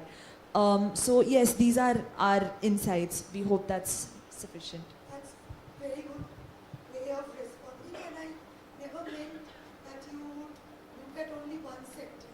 I was trying to look at the partnerships that you need to do something quite ambitious at scale. Thank you, ma'am. Thank you. Thank you. Very well answered. Thank you. Thank you for the presentation. It was a very comprehensive presentation, and you had very nice sort of display and pictures and everything. Very, very well articulated. Some of the points I had have already been mentioned, but just to reiterate them, I think your policy is not just reliant on the health sector. It requires a lot of supporting infrastructure alongside the health sector, like in the Northeast, you require maybe road infrastructure to exist. You require connectivity and communications infrastructure to exist. you require electricity to be available 24/7 in these areas, internet to be available, so to charge your tablets, whatever. You know, there's a lot of support infrastructure that is required. So what I would have liked to see, I mean, I was looking through your resource requirements, and I don't see a component on support infrastructure and a costing of that support infrastructure as well. The other thing, I think I mentioned it previously to Team 1, they had a similar policy about mobile units as well, is a gap assessment. So when you're looking at a policy, you look at the gaps that exist in terms of the financial resources available. So you're talking about not just the private sector, not just the public sector or private sector. So is there an incentive to establish these PPP initiatives? What are the incentives for private sector? That has a financial implication. So I think when you look at your implementation program, like you have the first step in planning, right? In planning, I would like to see not just the cost, but what constraints exist and what is the gap between, so like a fiscal space analysis, you can look at a district or you can look at a state budget and see what is the budget being allocated to the health sector or specifically these kind of programs, and how it is different from what you are proposing and where you can get these additional finances. The other thing I do want to mention is you mentioned about tracking location and you mentioned about encryption. So that has an additional infrastructure cost. Data privacy itself is sort of, I would like to hear what your thoughts are about ethically sort of looking into that. Specifically, you're capturing data of women and their movement. How are you protecting it? Is there a concern of privacy? Even Aadhaar data, so to say, is not secure, sorry. So, I mean, there are these additional costs. You have to look at a data warehouse infrastructure. There's costs for servers and things like that. So these are things which are very, very expensive, which I did not see a cost for incorporated. And the last thing was on salaries, right? On staff. So you've mentioned a cost for staff salaries, and you have these. I think the cost goes beyond just salaries. There is paid leave. There is other benefits. You have sort of hazard pay in difficult areas. You have other incentives or bonuses that exist. So I would just wonder if you've factored all these different kinds of costs. And yes, of course, a fiscal space analysis is always important with any policy. Thank you. I'd like to start off by answering your concern, sir. You've heard about the saying how it takes a village to raise a child, right? So this is our entire idea. Yes, we are very ambitious. We are incredibly ambitious to know that to raise a child in India, we need the entire infrastructure to come together. So be it cybersecurity, be it roadways, road transport, be it electricity, be it data privacy, be it every single part of the government, we come together to make sure that every single future citizen of India has proper nutrition to them and they are not suffering from something as basic as malnourishment, which is one of SDG goals as well of the UN, if I'm not mistaken. Second of all, yes, there are many things that we still have to work on, sir. There are word limits as well for the policy, so I couldn't exactly add so many things in that. But yes, we absolutely understand the concern over there. We will be, provided that we have more support, we will definitely be working more on that, and we'll keep you updated as well. Wonderful. I purposely wanted to come at the end. So I will take the cue from you. It takes a village. Where is the village in this? Where is the VHND? Where is the VHNC? You've heard these names? Where is the PRI? Panchayati Raj. That is the village. We did. Okay. Have you ever been to a village? Let me ask. Yes. You. Do you belong to a village? No. There is a harvest season. Yes. Women go to the field. They are not available the whole day. So this is the gap while drafting a policy and going to the field. So I will come back to this, that there are new cadres, there are new policies which are more towards strengthening the villages. And if we actually trying to see that in every village, every child or every baby receives milk, then we have to plan something around that. A. B. And this is for everybody coming later also.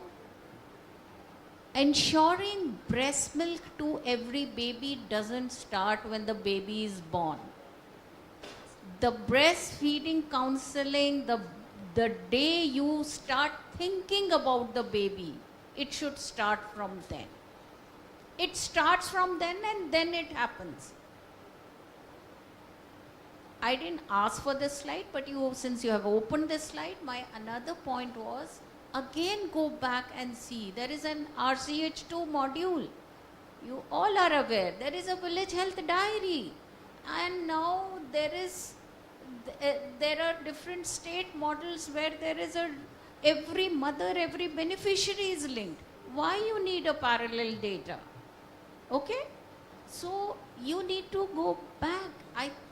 I'm very happy to see that you have tried to touch every aspect of policy turning into an implementation plan. And you've been very thorough with it. But look into the ecosystem for what more things are available. And last but not the least, the Pradhan Mantri Matru Bandhu Yojana is for 2 children, not for 1 child. And especially if the second child is a girl child, it is ensured that you have it in the second child. That's all. Thank you. Thank you, You ma'am. needn't respond, but if you want to, you may. Thank you, ma'am, for your insights. Actually, interacting with the 4 of you all has been extremely, extremely inspiring for us. You had a few concerns regarding going hyper-local, going to the village level. And to cite your example, when we conceptualized Daima on Wheels, we kept that, we conceptualized it keeping in mind a woman working in the fields and having nowhere to breastfeed. So for you to think of the same thing as us, it made us feel like we're on the right track. So we're very thankful for that insight. Secondly, with regards to involving more local governance, when we talked about behavioral change, etc., we did want to involve the Sarpanch and the Panchayati Raj in it. And we did have this model of a village which was made a feminist healthcare village. It's a village in Pune district, and it was made a feminist healthcare village by this organization called Masoom. Coming in, the self-help groups, they are very important people whom we forget. I think a lot of movement and another thing that has brought to me what I was trying to say is that when they go for harvesting, they are in the field, they are not accessible to you. That's what I was trying to say. They go in the field and then they leave early morning and then they come back late evening. So they are not available to you for anything. We so noticed that is a lacune for us. That is a very critical thing. So even if your bus is standing there, the women will not be available. That's the point I was trying. Hence, we will come to the whole planning cycle, months 7 to 9, looking at the loopholes, trying to, inculcate more and more women. So that's what I said. You are very, very critical in design piece. I'm very happy to see that kind of a vision you have. But of course, it is the health sector is so huge, and especially the and it's never just the health sector for breastfeeding. All 17 SDGs are involved, and therefore it's a very multi-sectorial initiative. But oftentimes it's the healthcare sector that has to shoulder the burden. Is why we wish to have a lot of inter-agency cooperation. So thank you for your insights, ma'am. We're so sure that with your advice, we'll be able to iron out our kinks further. Thank you.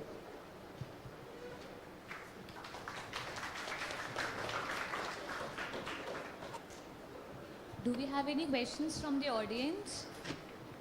Yes, ma'am.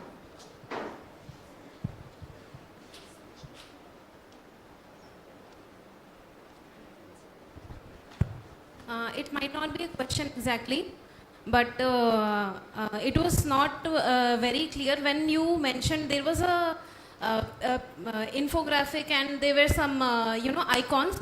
which made an impression that maybe these are the services that you are trying to provide in that particular van, which had a picture of breast pump, right? There were refrigerating equipments, and there was milk bottle, all right? So when I see refrigerating equipments, I think maybe you're talking about stored milk, which you have to, dispense. And when I see breast pump, then I think it is about someone who is trying to express breast milk. And then also there is milk bottle. So it is the van which will be going to the places.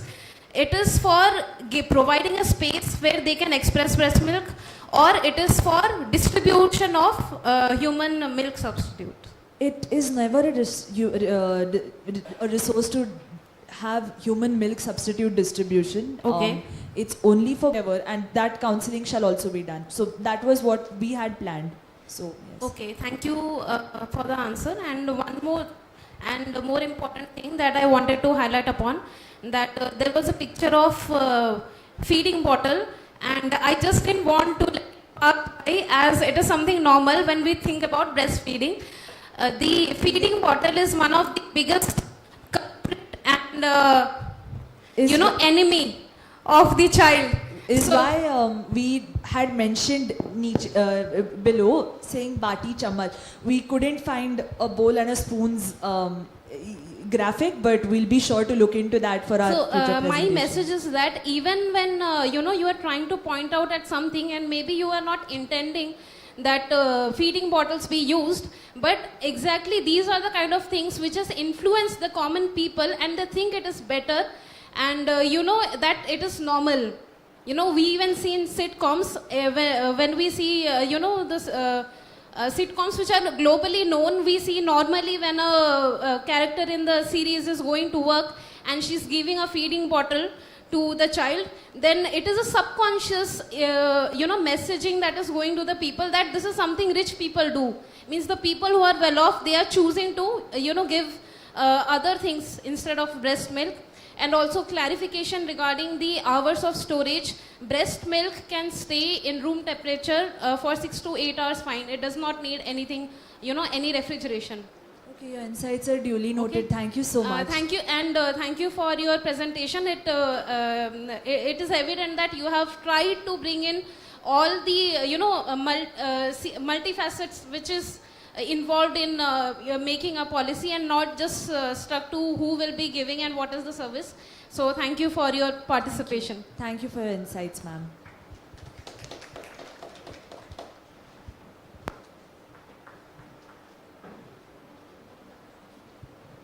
I would now like to request our fourth team to come and present their policy.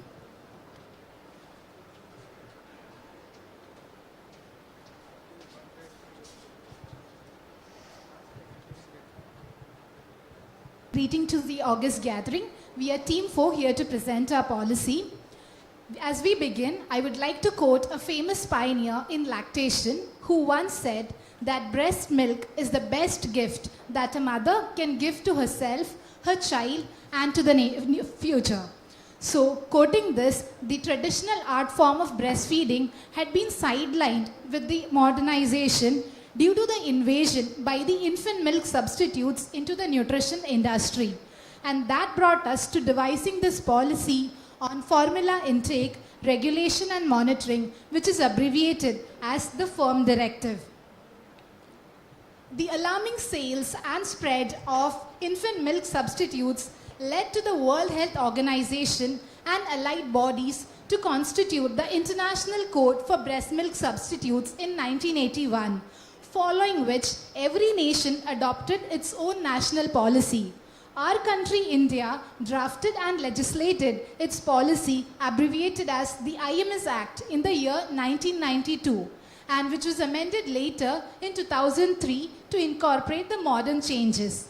However, meta-analysis studies have found that this existing act has certain lacunae and loopholes that led to further rise in the sale of these infant milk substitutes.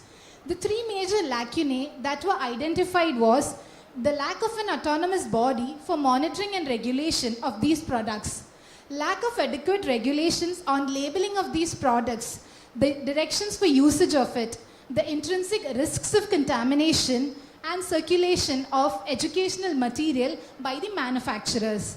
And also an inadequate control on marketing of these products, which includes their display in their settings, as well as sponsoring of educational programs to practitioners who prescribe them.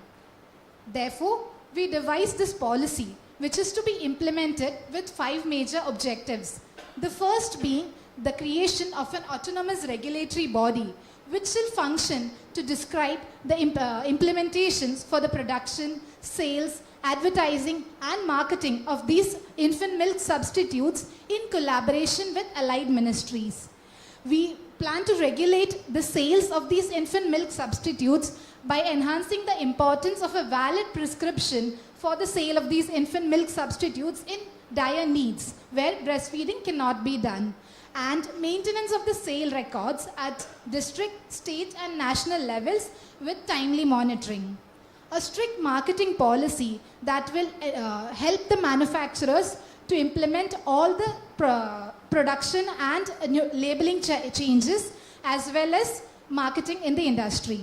Also, we enforce rules on manufacturers to comply to the Food Standards and Safety Authority of India, as well as the Consumer Protection Act. Their products shall be routinely tested at the nationally assigned laboratories to maintain quality. And to implement this policy, we take the help of an already existing policy, the Mother's Absolute Affection, implemented in 2016, wherein we promote a grassroots level approach by the health workers, where as they protect, promote and support breastfeeding, they also identify the IMS users, find out the cause behind for its use and notify us. And we also provide educational interventions in 2 phases. Initially during the antenatal health visits and later during the immunization visits of the child, and also provide small incentives to the workers for their activities. It has been designed to be implemented in 3 phases.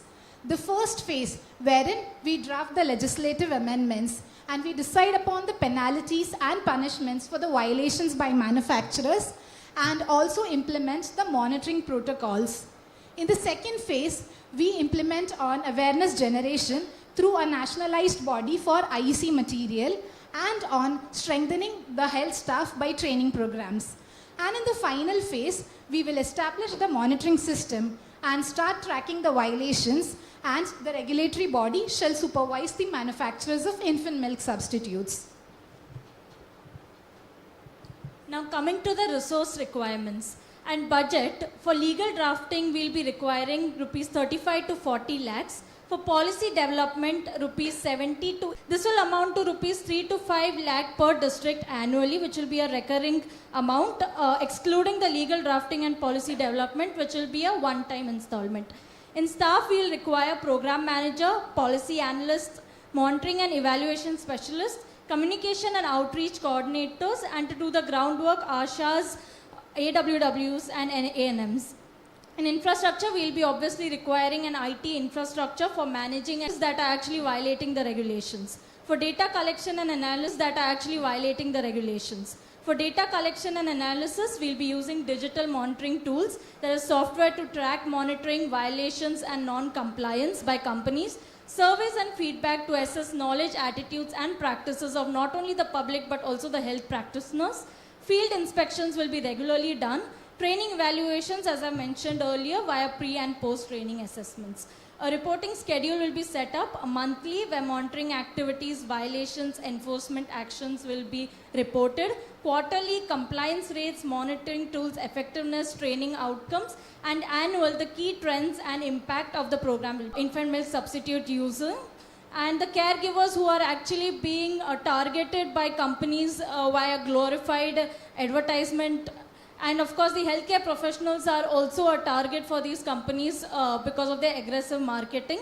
Manufacturers will obviously be affected. It's across states, and across states it may be implemented in different levels. So there will be a national framework, and we'll try to push the national framework ahead. in informed choice by caregivers because they may be misled by glorified advertisements that can be mitigated by public awareness, and support to vulnerable populations. So why integration with Ma is self-explanatory, because it is budget friendly. There'll be a joint training for Ma and firm.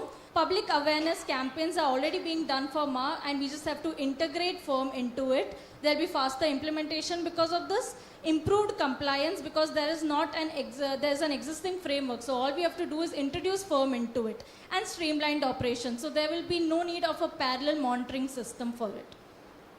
So highlights of our directive is that it's a brief collaborative effort, easy implementation, efficient tracking system, flexible monitoring and amendable, and fruitful resource utilization. To conclude, IMS managed right, future shine bright. Thank you so much.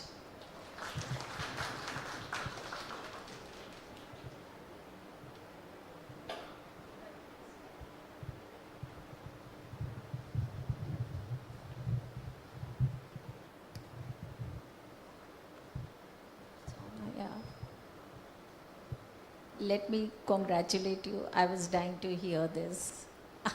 I wanted someone to talk about IMS and IMS Act, the Regulatory Act. And I mean, sometimes I feel that this act, like the PCP-NDT Act, which has both nails and teeth, it lacks somewhere. But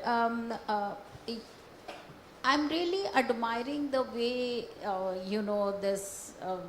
the upcoming generation is looking at the whole perspective of policy and how to take it.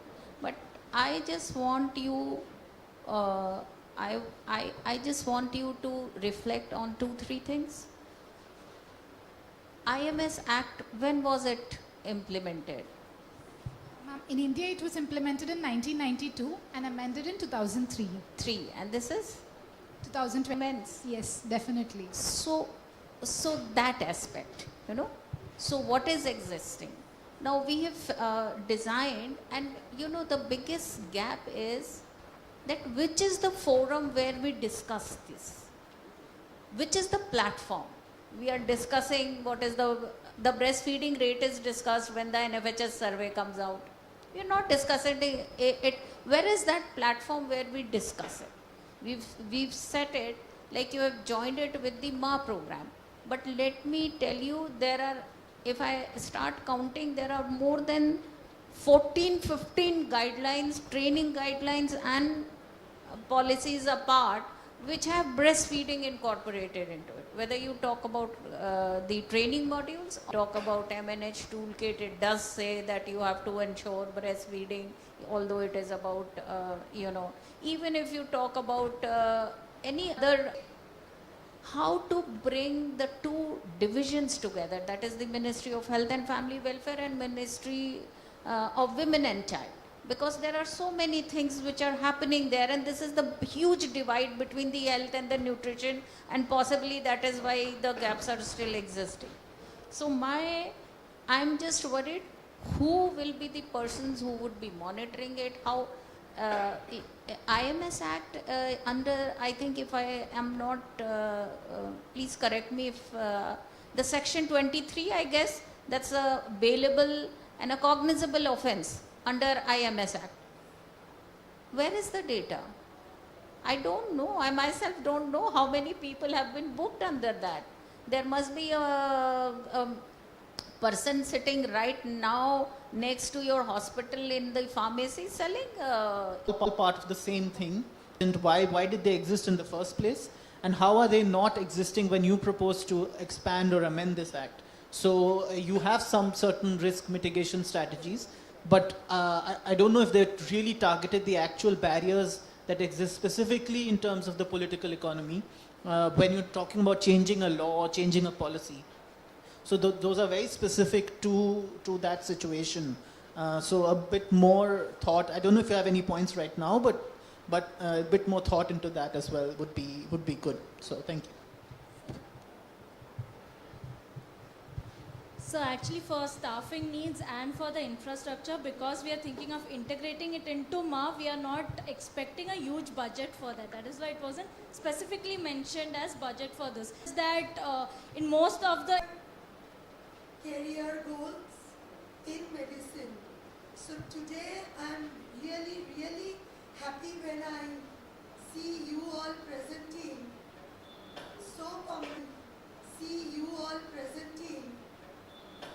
comprehensively around strengthening IMS and implementing. Huge congratulations to both of you. You know, I think what I would suggest here is that you have to look into the way you have tried mainstreaming it through MA program is laudable, but I think you really need to look a little bit more into it. As Dr. Renu mentioned, it really lacks teeth. The enforcement is our weakest point. When the World Breastfeeding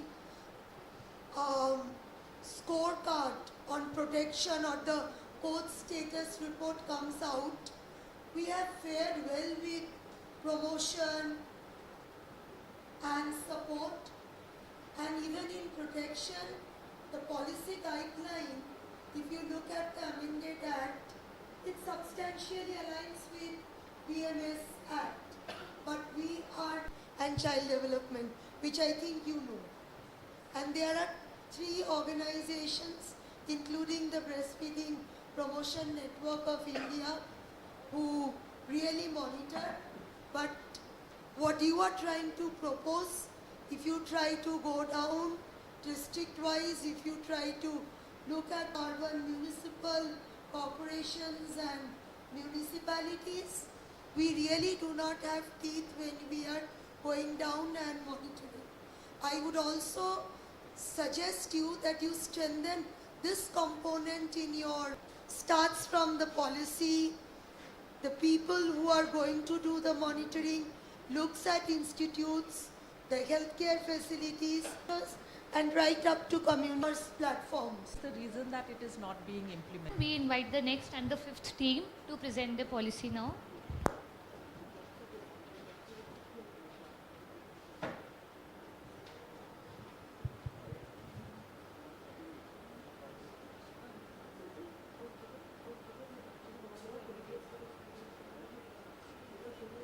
Existed. Therefore, we created this policy to build continuing support frameworks using the baby-friendly community initiative, which is part of the expanded baby-friendly hospital guidelines given by UNICEF and WHO to address the 10th step of community support. This framework has proven effective in other countries and in increasing their breastfeeding rates drastically. We present you our policy, 10 steps to baby-friendly India. Step 1 is to ensure universal baby-friendly delivery points. All healthcare facilities as well as healthcare personnel shall practice the 10 steps to successful breastfeeding, and all healthcare facilities shall display their infant and young child feeding policy prominently. Step 2 is to ensure universal access to skilled lactation support in the community to all mothers. All healthcare workers up till the grassroots level workers shall be trained and able to assess, identify and manage common lactation issues in the community and refer if necessary to specialized lactation support. Step 3. All mothers shall have access to community support for breastfeeding, including mother-to-mother support systems, access to the right information regarding breastfeeding, as well as maternal nutritional support. Step 4 is to empower the support groups that shall work to protect and promote support for breastfeeding among families in the community, and they shall be empowered to identify and act on local breastfeeding needs. Step 5. All communities shall have access to mechanisms to identify and address violations of existing breastfeeding laws and policies in the community using local advocacy, and is to escalate and gain grievance redressal. Step 6. All healthcare contacts with the mother and baby shall act as brief interventions, right from antenatal care up till immunization and pediatric visits, to provide tailored counseling regarding breastfeeding, and all healthcare providers shall anticipate and address issues in high-risk situations such as with teenage mothers, working mothers, low birth weight babies, feeding during illness, etc. Step 7 is to strengthen health system and community support linkage. So all mothers are linked to support groups and lactation support by the healthcare personnel, and all mothers receive links to existing support measures in the community such as iron, folic acid, calcium supplementation and supplementary food from the ICDS centers, etc. All mothers are linked to resources in special situations where the mother is unable or unwilling to breastfeed the baby, with access to resources such as milk banks, lactation management centers, and appropriate supportive technology as needed. Step 9 is for effective behavior change communication, which shall be periodic breastfeeding campaigns by and for the community involving breastfeeding champions, influential local members identified to educate, inform and create community ownership. Step 10 is to establish ongoing monitoring and supportive supervision by establishing a formal organizational structure to monitor and support community activities, to address problems unable to be addressed at the local level, and to identify and respond to changing needs of the population. And that concludes our 10 steps to a baby-friendly India. So, to arrive at our policy, we consider the existing policies where they are lacking and the various policy approaches to address these. First, if we take legislative approaches like expanded parental leave or expanding to informal sector, but it may provide an improvement in the breastfeeding rate, but in our country there is the labor participation rate is among women is very is low, and so it may not prove very effective in improving the breastfeeding rate to if we see the implementation of IMS as mentioned in supervision mechanisms, and the supervision is now invested with BPNI and other NGOs and food safety officers, and the reports from BPNI itself shows that there are no data to show how much is captured under this IMS Act. Forms of milk used addressed under this Act.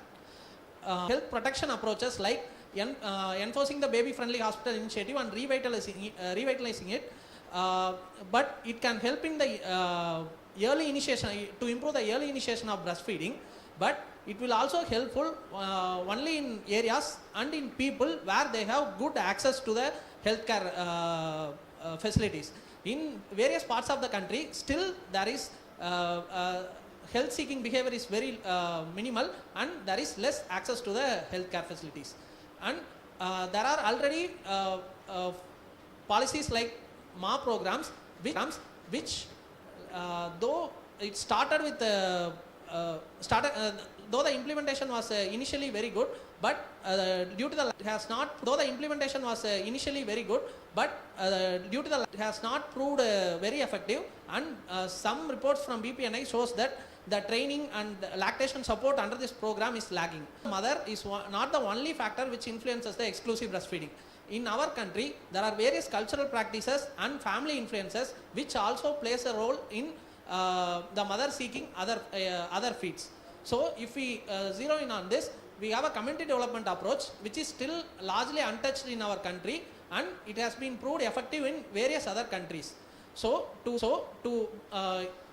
empower the community by making them support the breastfeeding needs have proven effective in some low middle income countries. So our policy recommends, our policy will help in empowering the reducing the inequalities by empowering the community and also by improving the family and community support by creating family and community support groups, and to build capacity of the healthcare personnel to address the needs of the breastfeeding mothers, and create a responsive supervision mechanism and monitoring mechanism which is lagging in our continuous monitoring system like HMIS. In HMIS itself, we have only early initiation of breastfeeding, but we do not have indicators for exclusive breastfeeding.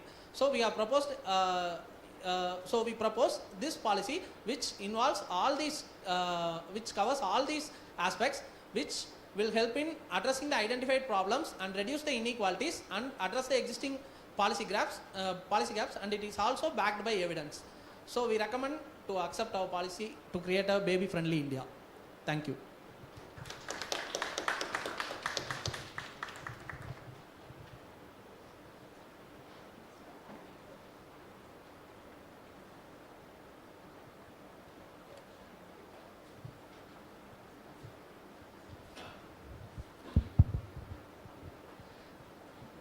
I think it's working now. Thank you for your presentation.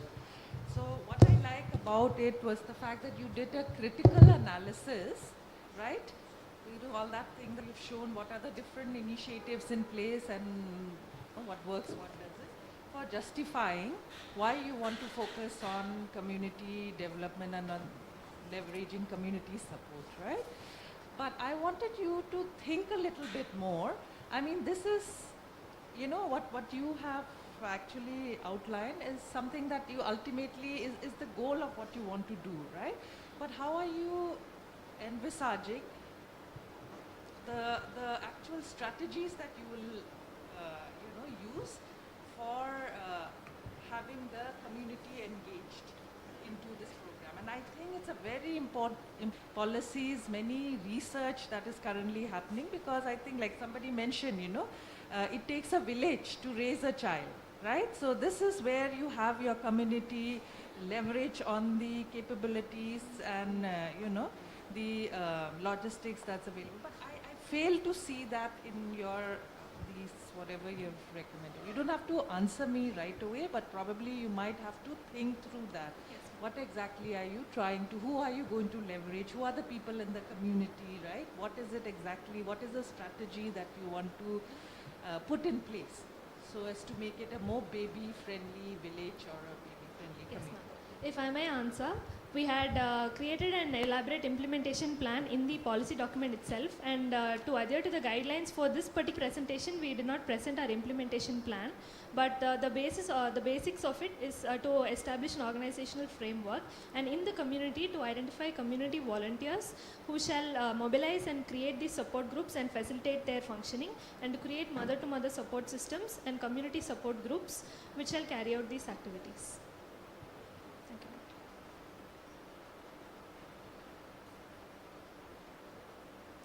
Thank you, a good presentation, but I would also almost speak in similar lines as Dr. Tarika now mentioned. While your overarching aim approach is well laid out, I think you have placed more focus on the community and community's collective role, because we all know, though we tend to think of the mother only when it comes to breastfeeding, it's a collective responsibility of the family, of the community, of the service providers, the program managers, policy makers across sectors to actually enable a mother and a family to breastfeed optimally. So I think in your community empowerment, I would like to see a more focused attention on the roles of the Panchayati Raj, the various village level organizations or institutions under various departments, including the village health, sanitation and nutrition committee, the Jan Arogya Samitis, which are now coming up linked to the health and well. You countered the influences where bottle feeding has become aspirational, and not breastfeeding. And when you talk about baby-friendly hospitals at a universal coverage level, this is for you and also for, I think, the team 2 presentation who did mention about lactation support being considered as a parameter in NABH accreditation. I think adherence to the 10 steps and becoming baby-friendly hospital, I think should be, should be a strong advocacy to include that whenever we are talking about the quality programming in the country, the National Quality Assurance Scheme, NABH, or any other accreditation on quality cannot be without, the BFHI norms being adhered to, IMS Act being adhered to. So these are a few suggestions from my part. Thank you. Thank you very much for a very good presentation. Thank you for your inputs, ma'am. Actually, we have included this in our policy paper, ma'am, but we didn't detailedly elaborate it there. We suggested it can be included in clinical as a part of Clinical Establishment Act for the private hospitals and as a part of NQAS for government hospitals. We have mentioned it in the policy, ma'am, but we didn't mention it elaborately in our presentation, ma'am. Thank you, ma'am. Thank you for your presentation. I think it was very comprehensive, and actually I briefly looked through the document as well. So that document is actually, I think, very, very good, very comprehensive, detailed timeline, costing that you have presented. So I might be repeating myself on this point, but I think whenever I see a policy, any policy needs to not only have your cost implications, but it also needs to consider the constraints on the budget that exist. So any policy without a fiscal space analysis is incomplete. You can have the best solutions and policies to be suggested, but if you cannot implement them due to lack of budget available, then it becomes a problem. I mean, in many countries, this is not just for you, I would just say that many countries also propose these very expansive and comprehensive packages of services, and then when it comes to implementation, then they fall back because either they have to ration services, they cannot provide it to everybody, or there are barriers placed, or then there are waiting times to receive these services because the quantity is not sufficient for everybody, especially in a country like India where you have a very high population. You don't want very high waiting times as well because you cannot provide sufficient quantity of resources as well. So for everybody who would consider a policy, this sort of analysis is important. And when I look at your costs, I think you have about 174 crores or something for 1 year or as your cost. It would be good to see if you can expand upon it, look at 10-year projections. It's all part of that analysis because you would have to factor in population growth, inflation, things like that when you consider. So whenever a policy is being proposed, because you have very comprehensive suggestions, they are very detailed, your list is very, very big, so to say, and that is not cheap. But otherwise, I thought it was very good. I think you have also given examples with other countries. I looked at the end where you're tackling how similar approaches were done in other countries. So that's I thought it's a very good policy document and a good presentation. But the document was very good. I just think that this was one thing. Whenever you're proposing a policy specifically, then you should consider its affordability as well. Absolutely, sir. Thank you, sir. So yeah. I'm really happy that you have thought holistically. I will first come to the positives because cost issues I had also kept, but that has already been dealt with, so I will not come on the cost issues. But yes, when we think about what I like about the plan is its simplicity, its holistic nature, and the detailing that you have gone into. So these are the pluses. But somehow I feel that the pieces, we have a very good, I think India was one of the pioneers to have a Rashtriya Kishore Swasthya Karyakram. We have an integrated RMNCHA strategy. So wherein we talk about continuum. So when we talk about the continuum, then the girl child, you start from the girl child, and then you start building it up what exactly is required at every place. So these are the pluses. But the biggest, I mean, this, I can say it can be my personal opinion, but most of the plans fail when they stand vertical. You see, they are very, very short term.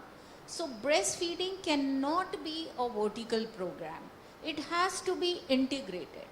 And when we talk about breastfeeding, we have to be clear there is one aspect where mother and baby, they are both capable of doing the act together. There may be situations where baby is not able to do it. In that situation, again, there are two situations, that whether the breast milk can be made available or even that is not possible. Say baby has to be kept nil orally or mother is not available. That part, and there may be situations that mother can't feed. Say suppose she is on some drugs which are where breastfeeding is, there are very few drugs. Say suppose she is on anti-cancer drugs and she can't feed. What is the option? So those kind of situations I wanted to hear which are dealt with, because the topic is reducing inequalities and focusing on vulnerable groups. They become the vulnerable groups. Then the monitoring. And the monitoring part, we somehow have to again go back and see about the indicators itself. I don't know how many of you have actually seen the NFHS 5 questionnaire. Can anybody tell me that was there a change in the NFHS 5? So if you see the NFHS 5 breastfeeding within 1 hour, it is something around 40% or 44%, what everybody said. But if you look at breastfeeding in the second hour, it pulls up. So we exactly do not know where that 1 hour ends and the second hour begins. You know how we monitor.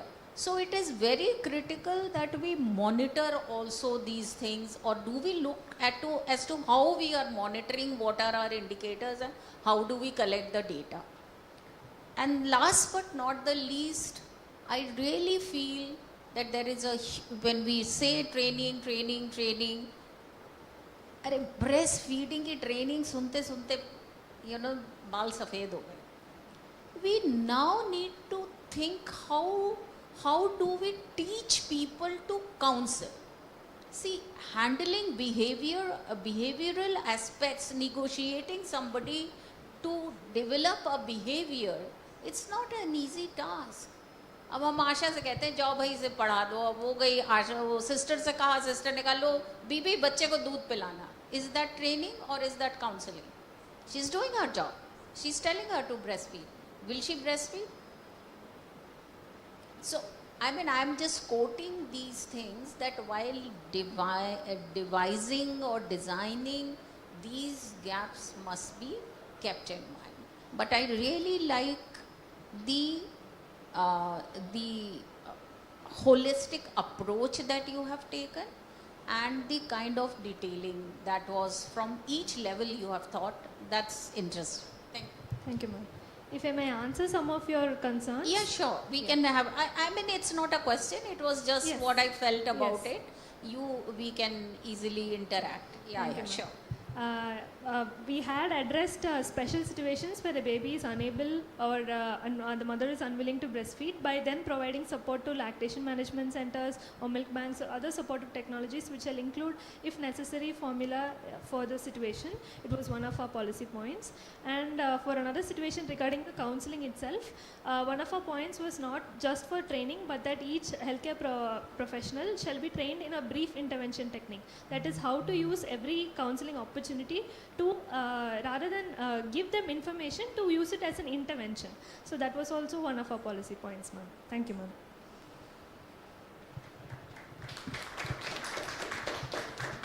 Do we have any questions from the audience?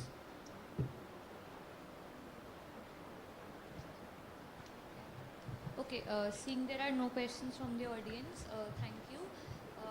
Now I would like to invite our final and the sixth team to present their policy.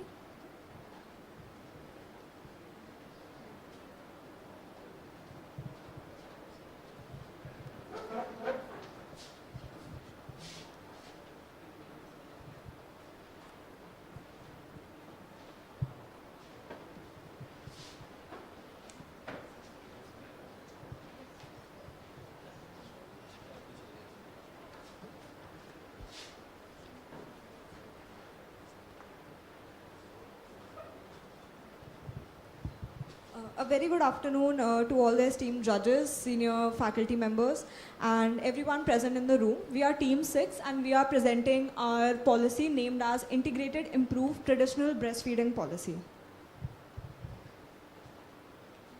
Okay, so let me start with the rationale of framework chosen to draft the policy, that why we have drafted the policy. As we all know, breastfeeding is a cost-effective intervention of public health.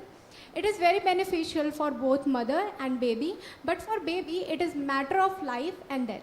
According to WHO, 8,20,000 children can be saved with appropriate breastfeeding practices every year. There are certain shortcomings in the existing breastfeeding practices which need urgent attention to improve the practices. Now, let's look at some data of breastfeeding. According to National Family Health Survey 5, early initiation of breastfeeding was done in 42% of the newborns. Exclusive breastfeeding is done in only 64% children.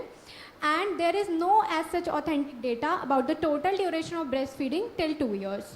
Approximately 90% of institutional deliveries are happening in India.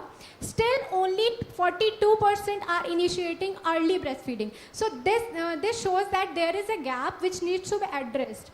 And there is also a scope of improvement. So we have framed this policy so that there can be some improvements. So I will throw light on the objectives of our policy to bring an upturn in the early initiation of breastfeeding, mainly by improving the institutional strategies, to ameliorate exclusive breastfeeding by giving leverage to lactating women and healthcare providers, to improve overall breastfeeding practices by translating the knowledge of community regarding breastfeeding into behavior change. Now we have certain strategies to achieve the policies. Early initiation of breastfeeding should majorly be a responsibility of the institution where delivery has been done. Accountability of the exclusive breastfeeding should be given to healthcare workers. So, keeping the above points in mind at a different level, this policy suggests different strategies at different levels. Now I'll move you all through the institutional level strategies that we are proposing. Number one is while during the ANC visits or the ENC period, we should be looking at the breast-related pathology and they should be treated then and there, like inverted nipple or cracked nipple. So if a woman gets pregnant later, she doesn't have any breast-related pathology. And we should follow recent recommendations like breast crawl and rooming in to initiate early breastfeeding. And preferably, a pediatrician should initiate the breastfeeding while attending the delivery call, and it should not be left to the nursing staff. Every mother should get professional help in initiating breastfeeding. And while doing the postnatal rounds, the difficulties and queries related to feeding should be addressed, and the mother should be encouraged if she is having any difficulty regarding breastfeeding. Bottles and pacifiers should be strictly prohibited in the hospital premises, since we all know that if a bottle feeding is introduced, then in the later stages it is very likely that the baby will reject breastfeeding. And the MCP card should contain the details, and we should add another section of the history of the prelactal feed or exclusive breastfeeding and counseling is done or not, so that when the child comes back for immunization and the mother brings back the child for immunization, we know if the child is exposed to prelactal feed or not, or if exclusive breastfeeding is being done or not. And if it is not being done, then the mother needs to be counseled. And no conflicting advice regarding breastfeeding should be given by healthcare workers. Basically, every department should only be saying that breastfeeding is the best milk, rather than prescribing prelactal feeds or bottle formula feeding. And we should also promote research related to breastfeeding in teaching hospitals so that we know what are the on-ground problems that women are facing, and so that we create an actual database for the problems that is being faced by women in regarding breastfeeding. And human milk banks should be established at least at the district level. Right now we have very few human milk banks overall India, so that it will be a good initiative if at every district level they are being set up.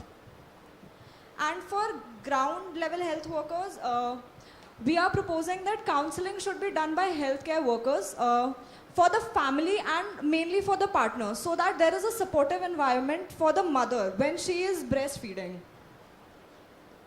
And health education regarding total duration and benefits of breastfeeding should be included, where the mother should be conveyed that top milk is not included in the complementary feeding because according to the NFHS 5 data, there is not adequate diet available for children in 6 to 23 months of age. And we should inform them that prelactals, bottle feeding, pacifiers and teats have a disadvantage over the breast milk. And they should be trained to remove all the myths and taboos regarding the breastfeeding. Healthcare workers should be trained for behavioral change and communication regarding the breastfeeding. And during, under the home-based neonatal care, during the postnatal visit, it should be ensured that the breastfeeding practices are checked and the mother should be encouraged for exclusive breastfeeding. And incentives should be given to ASHA workers after completion of exclusive breastfeeding of the baby.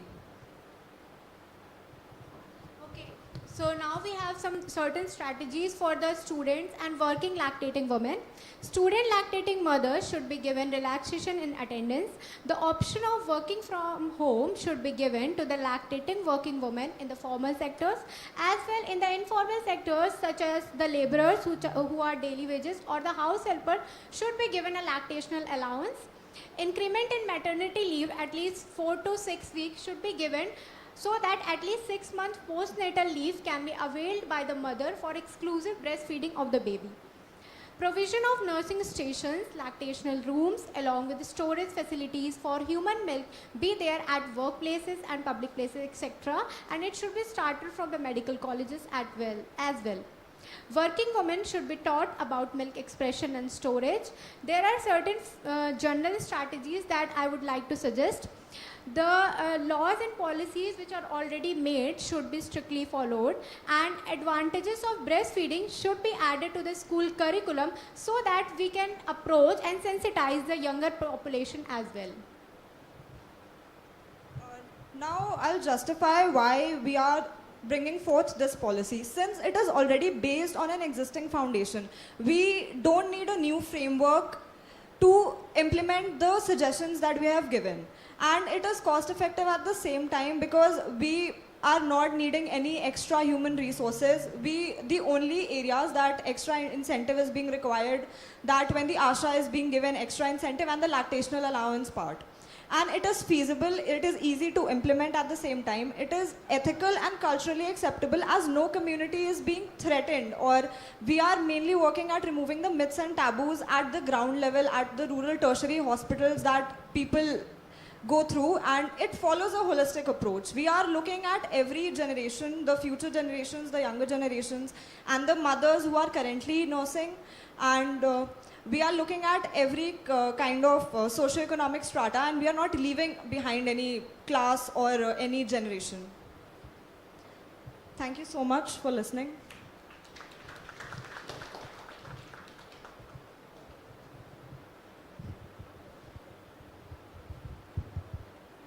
Thank you. I think it was a very comprehensive, policy strategies that you have mentioned and outlined in this proposal of yours. There are two take-home messages for me, which I felt is in line with what I think.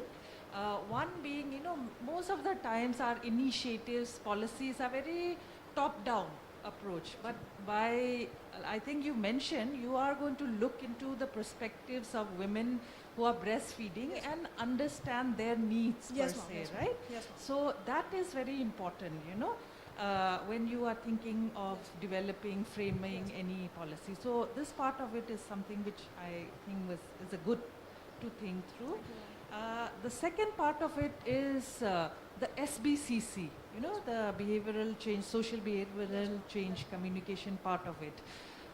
My understanding, I'm not an expert here, but I believe there are a lot of cultural practices, myths, and misconceptions around breastfeeding. I understand that they don't even want to feed the baby the colostrum because they feel that the skin tone of the baby gets darker. That's what I have understood from here, right? So this is something which is very important. In fact, I feel in most of the programs that are currently being implemented, a lot of things is done, but the SPCC part of it needs to be taken care of. Having said that, this is the toughest thing to do. Okay? Thank you, ma'am. So Thanks. you need to be, like think through how you are going to achieve those good behaviors and social practices. Then one last thing from my end was, I think introducing breastfeeding education in school is a little too early, but maybe colleges, Yes, right? ma'am. And also probably in the medical curriculum, nursing curriculum, etc. Thank you, ma'am. Thank you for the feedback, ma'am. Thank you for a good presentation. Thank you so much, ma'am.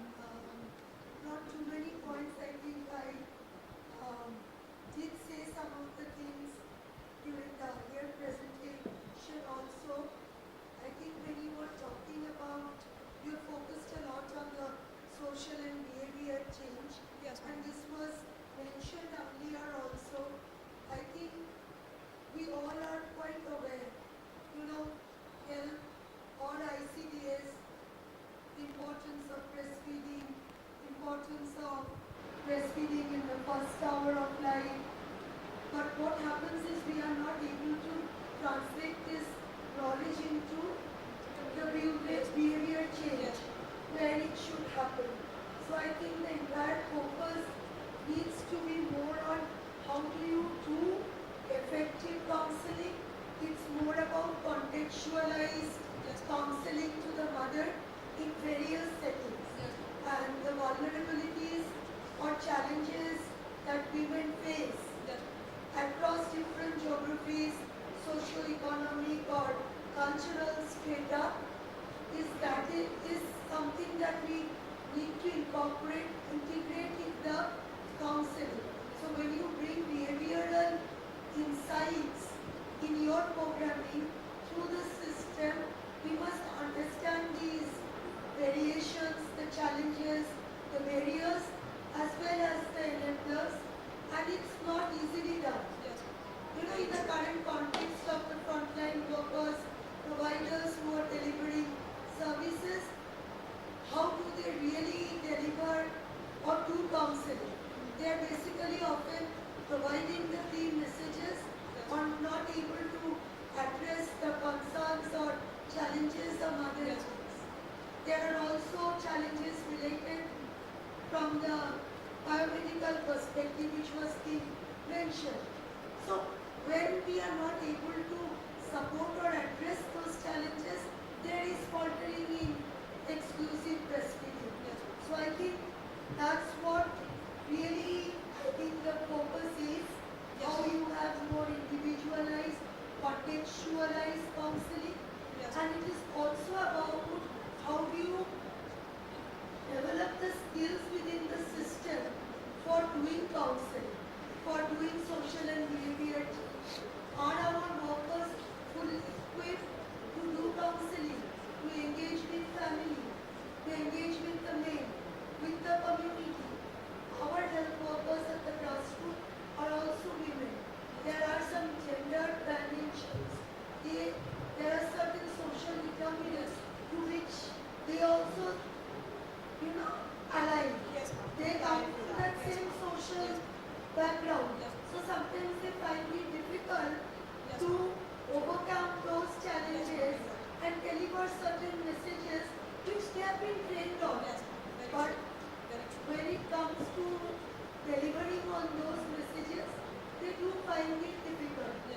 So the behavior change within system to overcome systemic challenges, and then because we tend to often talk about behavior change only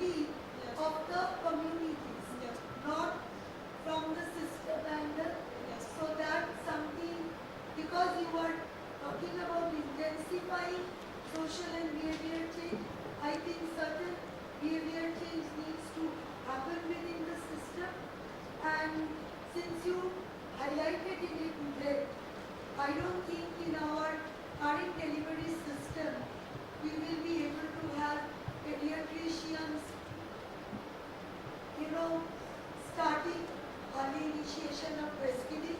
Dr. Renu can further comment on that. But I think the maternity staff, the nurses, you can help them build their confidence, their skills, that yes, you can do early initiation of breastfeeding. And yes, we have challenges, some skill gaps, confidence gaps when it comes to C-section delivery, but it can be done on ground. There are examples.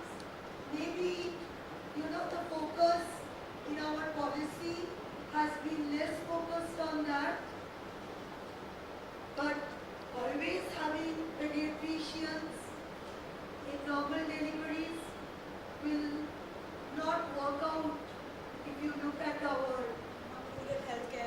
the healthcare delivery and availability of pediatricians. So that's all from my end. Thank you, ma'am. Thank you for the feedback, ma'am.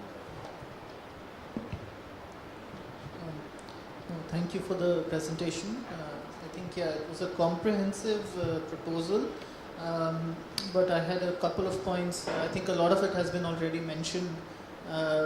But one thing I thought, I don't know, maybe it's an inherent contradiction, but a lot of your policies rely on existing foundations, but you also say that the existing infrastructure has led to a huge gap, only 40% exclusive breastfeeding, and so there's a huge gap on these existing foundations. So maybe more attention needs to be paid on what these barriers are that are preventing these existing foundations and preventing them from actually achieving 100% in your targets. And if your policies are reliant on it, even though you have many suggestions in and around it, but they are still relying on a lot of these existing things. So maybe a little bit more focus on identifying what these barriers are that are preventing existing policies to reach their potential, and how your suggestions actually address the barriers. It's easy to have many suggestions, comprehensive suggestions. You can do new things, but maybe also looking at how existing things can be improved and identifying those barriers. I think it's that. Also the point about having a more comprehensive analysis of the fiscal space, which applies to all six presenters actually. Any policy needs to have that.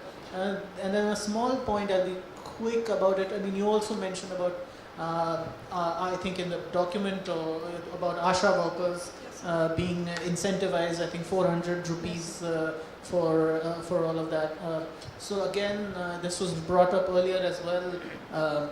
Are you not overburdening these workers, whether it's a public health emergency, they're tasked with contact tracing, whether it's something else they're tasked with.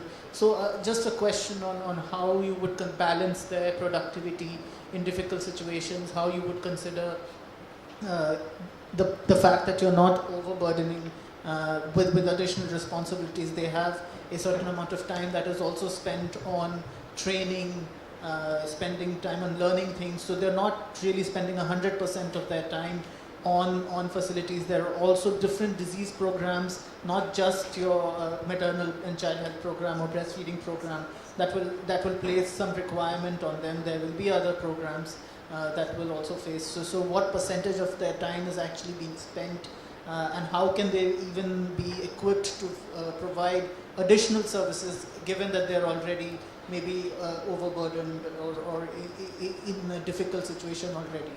So those are certain points, but otherwise, thank you for your presentation. Sir, can I answer that question of ASHA worker? Sir, like in the presentation, we introduced the concept of the MCP card that is already existing. So while the immunization is being done, that is only being checked by the ASHA worker ki the immunization is being done or not. We have only added another section of the history of prelactal feed and the exclusive breastfeeding being done or not. So ASHA needs to only tick on that if the child is being breastfed or not. after that, she can refer it to a tertiary rural healthcare center where the mother can be guided on or counseled on how to breastfeed or whatever problems she is facing regarding that breastfeeding. And after that, Asha is only required to check on that baby is being exclusively breastfed or not for the duration of 6 months only, not for full 2 years or during the whole duration. So we are asking for like a very small time and just a little awareness from the side of Asha to follow it up like by the healthcare workers as well. No, I think what Mr. Goyal was asking was about 200 rupees incentive. So, are you aware how many Ashas are currently in the system in India? Ma'am, that is a huge number. We actually calculated the budget regarding that. Yes, so just somebody if can calculate, I'm very poor with numbers, they are around 10 lakhs. Yes, ma'am. Yes. And you have incentivized them 200 and then 200. Yes, So ma'am. 400 rupees into 10 lakh into 1 year. कितना हो गया भाई? मेरी maths कमज़ोर है, इसीलिए मैं doctor हूँ. 40 crores annually. Yes. Okay, well, चूँकि आशा का डिस्कशन हो रहा था, so I thought, but I will take this opportunity to talk about little bit about EIBF. So why this 1 hour? Can anybody from the audience tell me why EIBF, that 1 hour? You see, nature is very intelligent. And nature has designed all of us like that. So why that 1 hour is so critical? Ma'am, it is important in initiating the lactational reflex in the mother. As you said, nature is very important. That's why we introduced the concept of breast roll, that after a few minutes of delivery. I'm starting from there, that I was very happy. Yes, I'm very happy that it only talks about promotion, there's nothing hi-fi, there is nothing this. I like that. And I also like this concept of antenatal period. Yes. Those Thank you. over 280 days when the fetus, please consider that period very, very important. When the mother is receptive, she would know that. And we have definite papers, I can share those papers where antenatal counseling has actually led to increase in the breastfeeding. Now the second important thing is the early initiation, and you have very rightly put it up in red, preferably pediatrician. Please remain it in red, and I echo what Sibanti has said. My dear, you don't have doctors. What to say, labor room is managed by staff nurses in the district health system. Okay? So, nobody has to do anything. The mother and the baby are fully equipped. All they need to be is together. Yes, ma'am. And the first hour, why the first hour? Because in that hour, the baby is alert.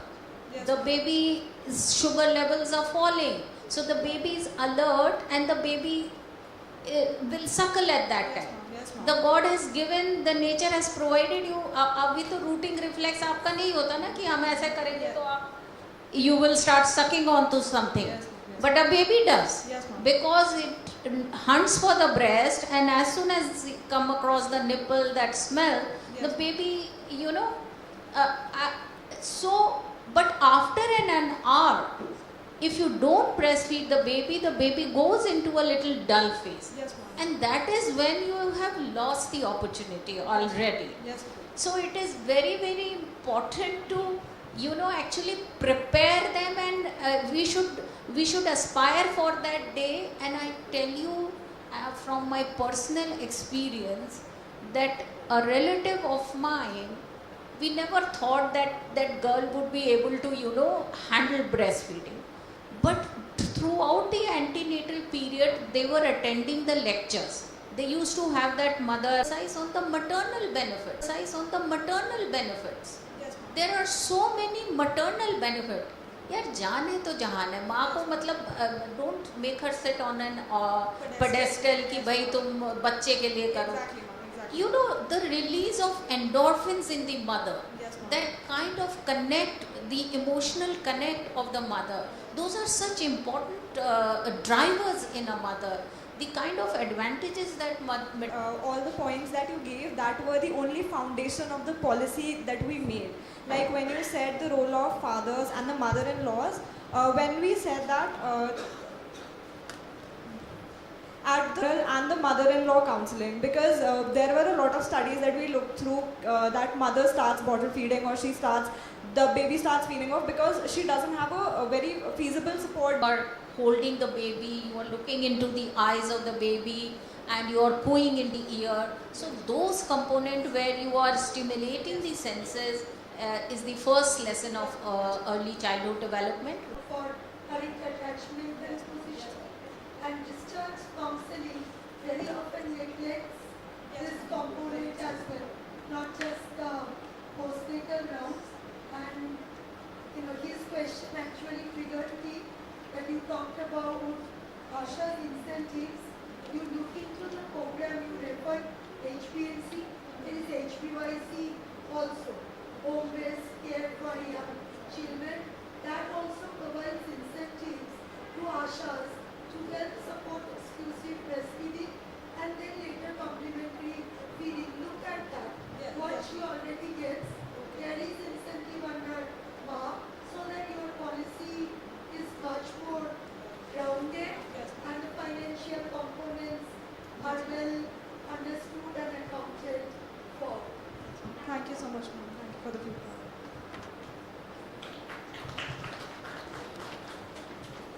Thank you. That was our final theme for the policy presentation. The results will be announced after the panel discussion. For now, we have a short mobility breaks. So we will meet in 10 minutes for the panel discussion.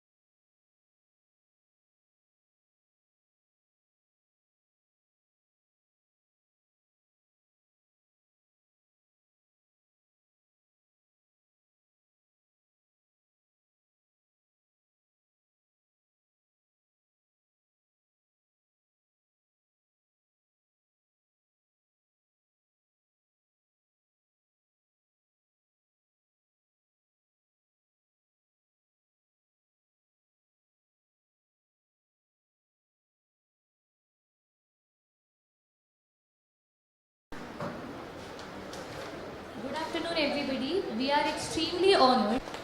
Next, we have with us Dr. Semanti Ghosh, a public health RMNCAH and nutrition expert with an experience of over 26 years in policy and program support across India, South Asia, and at a global level. She is a medical doctor with specialization in preventive and social medicine and health services systems policy management, currently acting as senior technical advisor with FHI 360 for Asia Pacific region. Her previous significant engagements include, among many others, FHI 360 Alive and Thrive, John Snow Incorporated, Nutrition System Strengthening Initiative, WHO National Polio Surveillance Project. Now, I would like to introduce Dr. Tanika Lindo, Scientist E at ICMR Delhi. Ma'am completed her graduation from Lady Hardinge Medical College, New Delhi, and has an MD in Community Medicine from UCMS. She further specialized in epidemiology from the London School of Hygiene and Tropical Medicine in the UK. She was funded by the National Swiss Science Foundation for a PhD in epidemiology from the Institute of Social and Preventive Medicine at the University of Lausanne in Switzerland. After her PhD, Ma'am joined the Public Health Foundation of India, New Delhi as a faculty, and she has led several projects across different areas including maternal and child health, mental health, violence in children, etc. Thank you, ma'am. Now I would like to introduce Mr. Pratu Goyal. Sir is an experienced consultant with a background in economics and public policy. He has more than 8 years of work experience with various UN organizations and other policy think tanks. His area of focus includes development and health economics, generation of evidence-based research to guide implementation of public policy, and data analysis. He is currently working with the World Health Organization headquarters based in Geneva, Switzerland, in the Economic Evaluation and Analysis Unit under the Department of Health, Financing and Economics since 2019. He has also been involved in the development and maintenance of the UNC Compendium launched in 2020, and also responsible for developing the global database of health technology assessment processes and health benefit packages. Sir, we invite you to please grace the dais.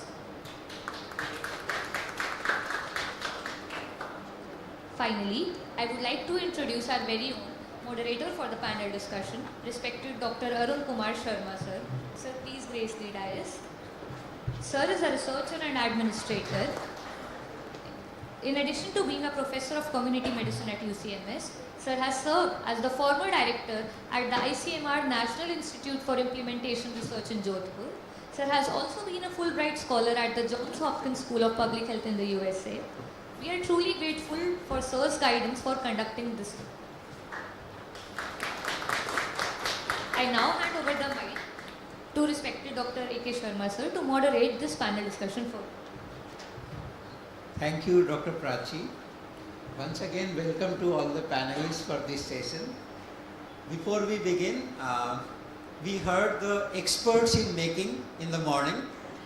All those who presented, they did not behave or present like experts in making. They actually presented like experts. I congratulate all of them. And this itself got into not only a competition, but a meaningful discussion and dialogue between, again, the experts in making and the experts on the other side. So, whatever was aimed at, half of that objective has been achieved through the discussion that happened after every presentation. Having said that, we now go into more intricate details of issues related to breastfeeding, and to the panelists, we had suggested certain questions or topics in which we wanted their opinion. Now, unfortunately, we are running a little late on the basis of time. So, food for thought will proceed by thought for food, and thought for food will take precedence here. So, we will cut short to a little limited value. Initially, we had thought that we have 4 panelists and each panelist was given 3 questions. So, like there were 12 questions to be answered, and if we have 5 minutes for each question, it would have taken an hour. So, ma'am, with permission, ma'am and sir, with permission of all of you, I will modify it a little bit and let every panelist speak on all the 3 topics assigned to them in one go, so that the time is saved in going into different rounds. So, with due permission, I will begin with Dr. Renu Srivastava. She told me in the morning that she is my student. So it's a great privilege to have the son and the mother both as my student on the same dais and in the same room. And that also tells me how old I have become, which I never felt so far. Dr. Renu, we would like to start with you. The topic that we chose for you was what are the challenges faced in promoting breastfeeding at grassroots level, and is there a disconnect between the felt need of breastfeeding and promotion of breastfeeding? Why this question was framed was that we have been making policy and emphasizing from the policy perspective about the significance of breastfeeding from the very beginning. On the other hand, the target population of that policy promotion are the women who are going to be mothers or who are already mothers and their take on breastfeeding. Now both of them realize its importance. Still, we saw some data in the morning that the 100% exclusive breastfeeding we have not been able to achieve. So where is that disconnect between the felt need and the policy makers that needs to be filled up? And that goes accurately with the title, Bridging the Gap. So that is why those two questions were put. And the third component was, what is the work that throws a spanner into the system by the commercial infant formula, on which also we discussed in the morning. So ma'am, we would like to know your thoughts on these three topics in a comprehensive manner. Please, ma'am. Thank you for this wonderful opportunity, and I know it is not only an honor for me, but also on a personal level. I'm a little nervous. But yeah, having said that, we know that the time is less, so maybe I'll just in a very short this thing. So basically, I'm basically here to discuss the gaps in the policies and the actual execution, and the execution could be at any level. So the thing is that we know that IMS Act came in 2003, and since time, whether it was RCH 1, 2 or now RMNCHA, we have the strategies. But the disconnect is a very basic thing, and also we have brought it out so many times in the discussions also. So I will take an example. Suppose a low birth weight baby gets discharged. We know that there are systems in place and the ASHA is there. There are guidelines that a low birth weight baby has to be visited more frequently than a normal baby. Everything has been thought from the policy side.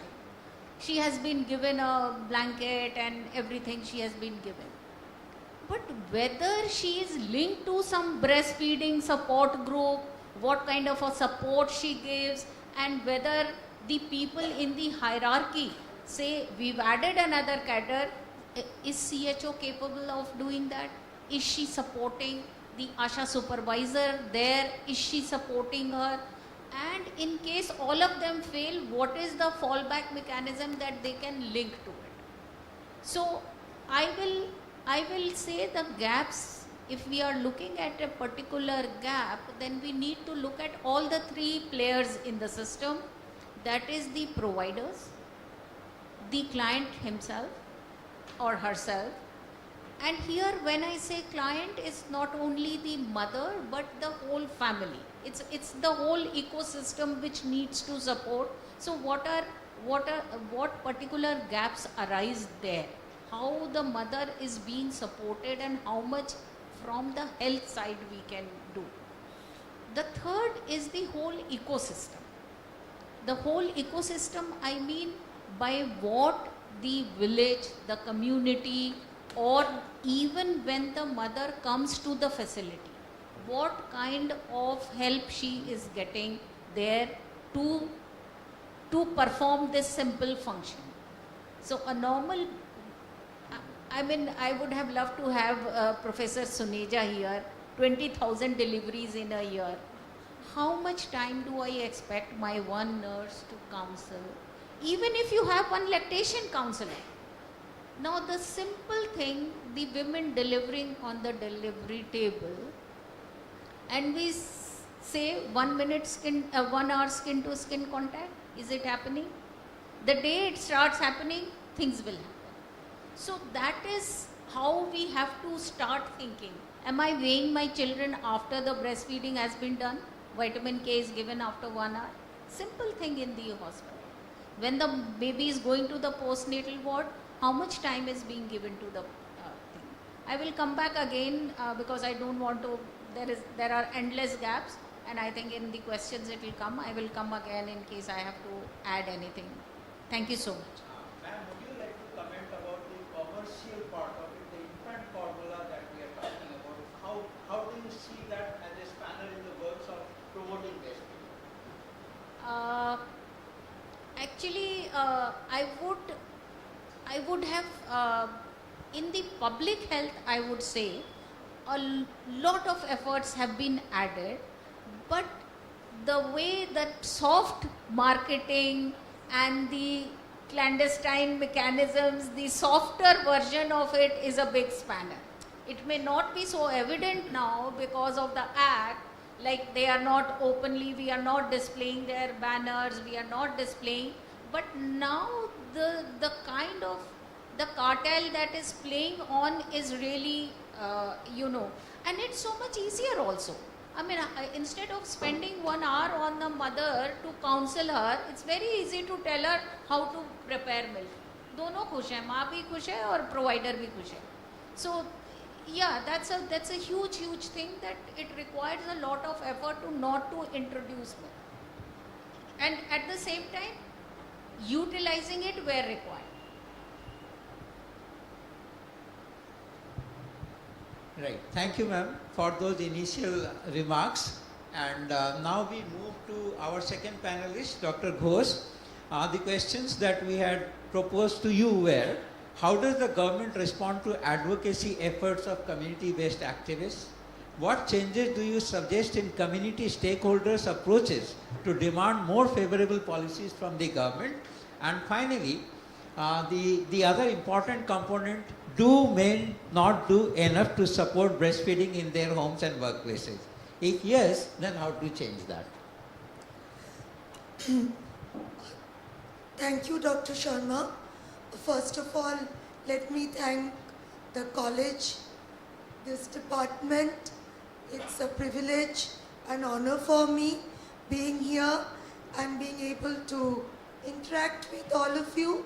And, I would, before going into anything, I'm taking 1 extra minute to actually congratulate all those who presented in the morning, because, it was actually both Dr. Renu and I were discussing, it was a learning for us as we were hearing you. So you all deserve a big round of applause. So then let me go into the questions that have been asked of me. See, I think the government of India had set the tone by saying that nutrition has to be a social movement. Oh, yeah, sorry. So if the overall tone was that nutrition has to be a social movement, then I think it indicates that there is openness and willingness to hear from the grassroots, to hear the voices from the grassroots, the community voices, voices of women. So that openness and willingness is there. But I would say that there are sometimes gaps in the way these voices reach the policy making, because India is a vast country.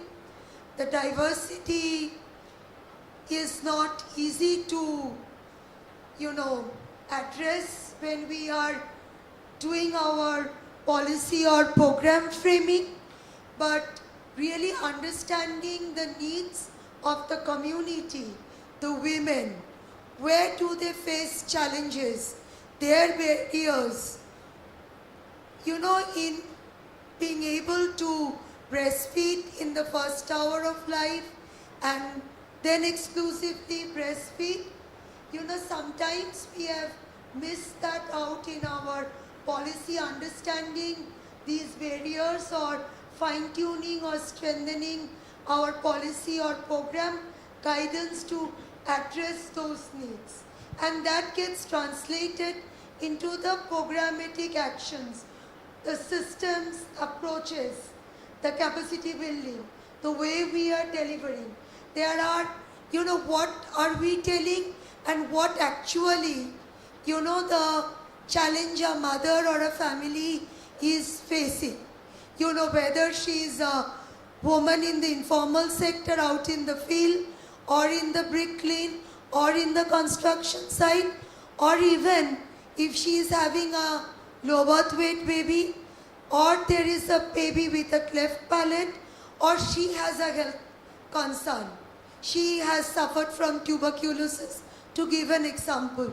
So these different scenarios, and how do we really understand that, and this is where the community champions, advocates from the grassroots, whether CBO, whether a civil society network, or a self-help group leader, or a panchayat leader, how do they come in and convey these challenges? The challenges that they face, sometimes the disconnect, it's not harmonized messaging that she is getting or the family is getting. Dr. Renu referred to the public sector and what is being communicated there, no disrespect meant, but in the private health sector, particularly as you move down from bigger cities, peri-urban areas, district towns, smaller towns, you have the presence. And then it is not harmonized messaging that she is receiving. She may have received a slip telling her to buy a formula. And then, her problem, her challenge has been addressed in an easy manner, diverting her to a formula feed. So that sometimes, that's where the community-based advocacy has to be strong. What happens at a local pharmacy? She is offered, "Arey aapse nahi ho raha hai, ye leke jao." And subtle marketing, softer marketing. If she is in the urban area, coming from a peri-urban area, and if she is seeing a formula feed or a follow-up formula in the home where she is a part-time maid and she doesn't know and she is facing a challenge, she will opt for that. So these are, I think, some of the critical areas that comes up and should be part of the community-based advocacy for that adequate support at the family level. And how does our policy support? It goes back to what she talked about. How well are our frontline workers supported to address these needs? So I'll stop here and going to the issue of male engagement. It's our patriarchal norm. We do not see the father in the family in this caregiving role. It's a provider role. That's the gender division of labor. Our frontline workers are not confident to reach out or talk to a father. And the masculinity norms that we have promoted, whether a father would be accompanying or a husband, we talk about antenatal counseling. They don't feel comfortable accompanying their wives during the antenatal visits. Our gender norms also restrict our men, even if they want to accompany their wives for an antenatal visit, for a meeting that is happening with women. We really don't want men to come and sit together. They face, "Arey kya hai? Ortho वाले meeting में क्यों आपको क्या जाने की जरूरत है? They feel shy. So that's where the challenge is. We are talking about it, but we are not finding the right pathway. Who will be able to engage with the men in a sustainable manner? Are we helping our frontline workers who are women from the same social setup? They don't always feel comfortable कि उनके साथ बात करें जो घर में आदमी है. So these are challenges, but when we engage them, we do have positive result. The evidence is there. It's just our attitude change. The gender norms need to be changed, not just for women, but for men, and right from a younger age. Then only, you can make a dent. So I'll stop here. Thank you, Dr. Ghosh, for making that excellent observation. I will still want you to hold on to one thought and tell us that is it happening that if we divide the country into rural, semi-urban and urban population groups, do you see any kind of demand from the community for creating enabling environment for breastfeeding? For example, in rural area, we see a lot of Manrega workers who are predominantly women, and they go and work in the field in the open setting, like whether it is excavation of a land or creation or making a road or things like that. Now, are there any advocacy groups which are demanding better environment for improving breastfeeding among these women who carry their children, who carry their toddler infant to the site of work, and they put them under a tree, and occasionally between the work they go back and feed the child?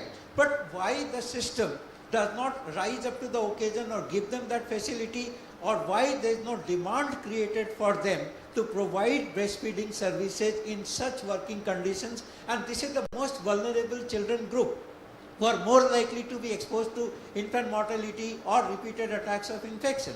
That is where the breastfeeding is probably most required. So what should be done to provide for these particular marginalized women economically and socially to find an adequate place and environment for breastfeeding? Is there any activity being done in that? If you want me to answer it, I think I didn't Ma'am, in mic, please.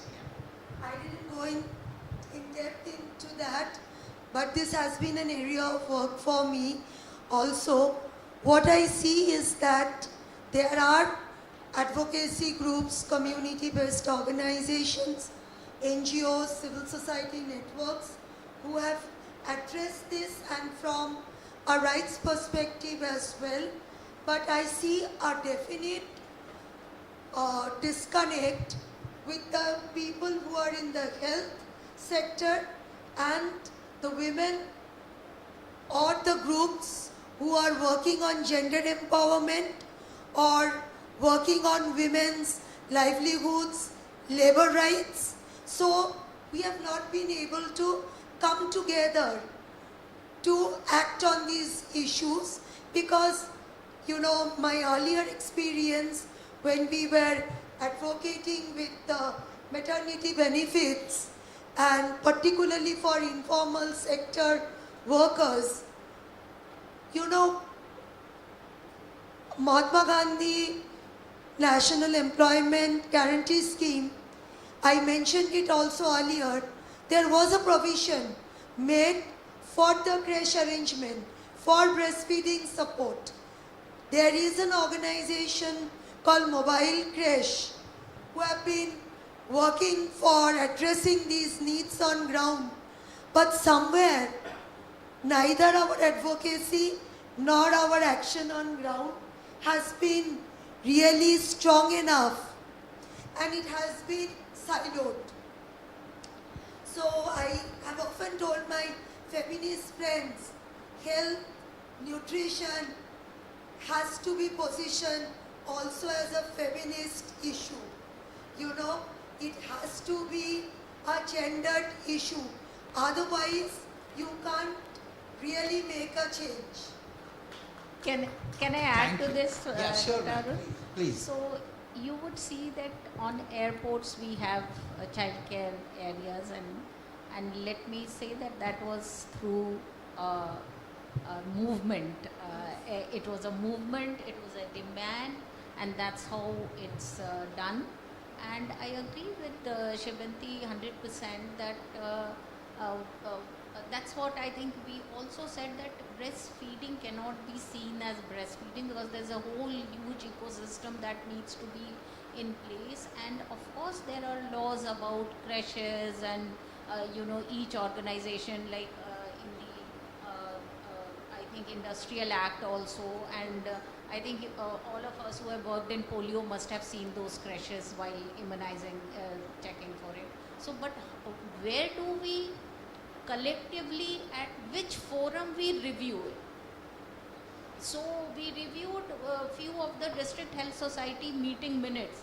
We tried to look at the district health society meeting minutes, and there were hardly any discussion around. And it was only when things, only those things are done which are monitored. And you will also appreciate an irony here. If you go to the international airports, you have a prayer room, you have a smoking room, but you don't have a breastfeeding room there. Even the elite community or so-called enlightened people are also not bothered about the significance of this or translating it into practice. Just acting like for women in rural areas, even if they understand what we have faced the question, ये हम करें कैसे? अभी तो हमें कोई है नहीं कि इस जगह में हमें मदद करे. And I think for the urban, well-educated women, the challenge is different. The way they access information and what information is today available in the digital media, and to some extent, we from this community also have to take the onus on us, to what extent we are able to guide them. And all very fashionable people who sit in the corporate hospitals, they are not going to like me saying that, but the kind of communication they start with the young mothers, it derails. Even if they want to, what Renu was saying, if that first hour skin to skin contact happens, we are sorted. But you go to private facilities, it never happens. It's that zero separation policy is not there. They are going to take care of the newborn, bathe, clean, show it to the relatives, ensure sex is reconfirmed by the family members before the baby is going to the mother. So that's where the demand has to be created also, that I need to breastfeed my child now. So I'll stop here. Thank you. Thank you for explaining that. Now, before going to Dr. Tanika, I will first jump the queue and come to Kratu, because हमारे ज़माने का एक गाना है कि the whole thing is कि सबसे बड़ा रुपया. Some of you might have heard this song. And in a capitalistic world, if we leave aside a marginal small fragment of the socialistic part, in a capitalistic world, everything is driven by money. So economy becomes a very important thing. And there is a paradox here. The people who are poorer, who are economically weaker section, they have their different set of reasons for not breastfeeding. For example, कि एक जो सुबह से informal sector की बात हो रही है, 96% of the women are in the informal sector. और informal sector is a double whammy for the women, कि मैं अगर काम पे नहीं जाऊंगी तो मेरे को आज पैसे नहीं मिलेंगे तो मैं बच्चे को खिलाऊंगी. और उसी वुमेन को सबसे ज़्यादा ज़रूरत है पैसों की भी, और उसी वुमेन को शायद अपने बच्चे को प्रोटेक्ट करने के लिए सबसे ज़्यादा ज़रूरत है to breastfeed the child. That is one aspect. On the other side we see the extreme that the commercialization of infant formula milk, soft marketing, hard marketing, whatever you say, extreme push, and the policy makers are silent on this divide. And the economic need of both the sectors. The capitalist economy will thrive on the sale of the infant formula. The child will survive on the economic benefits given to the women. So that's a very complex situation. And we are thankful and we are happy that we have an economist among us to solve this problem and give us these suggestions. So to Kratu first.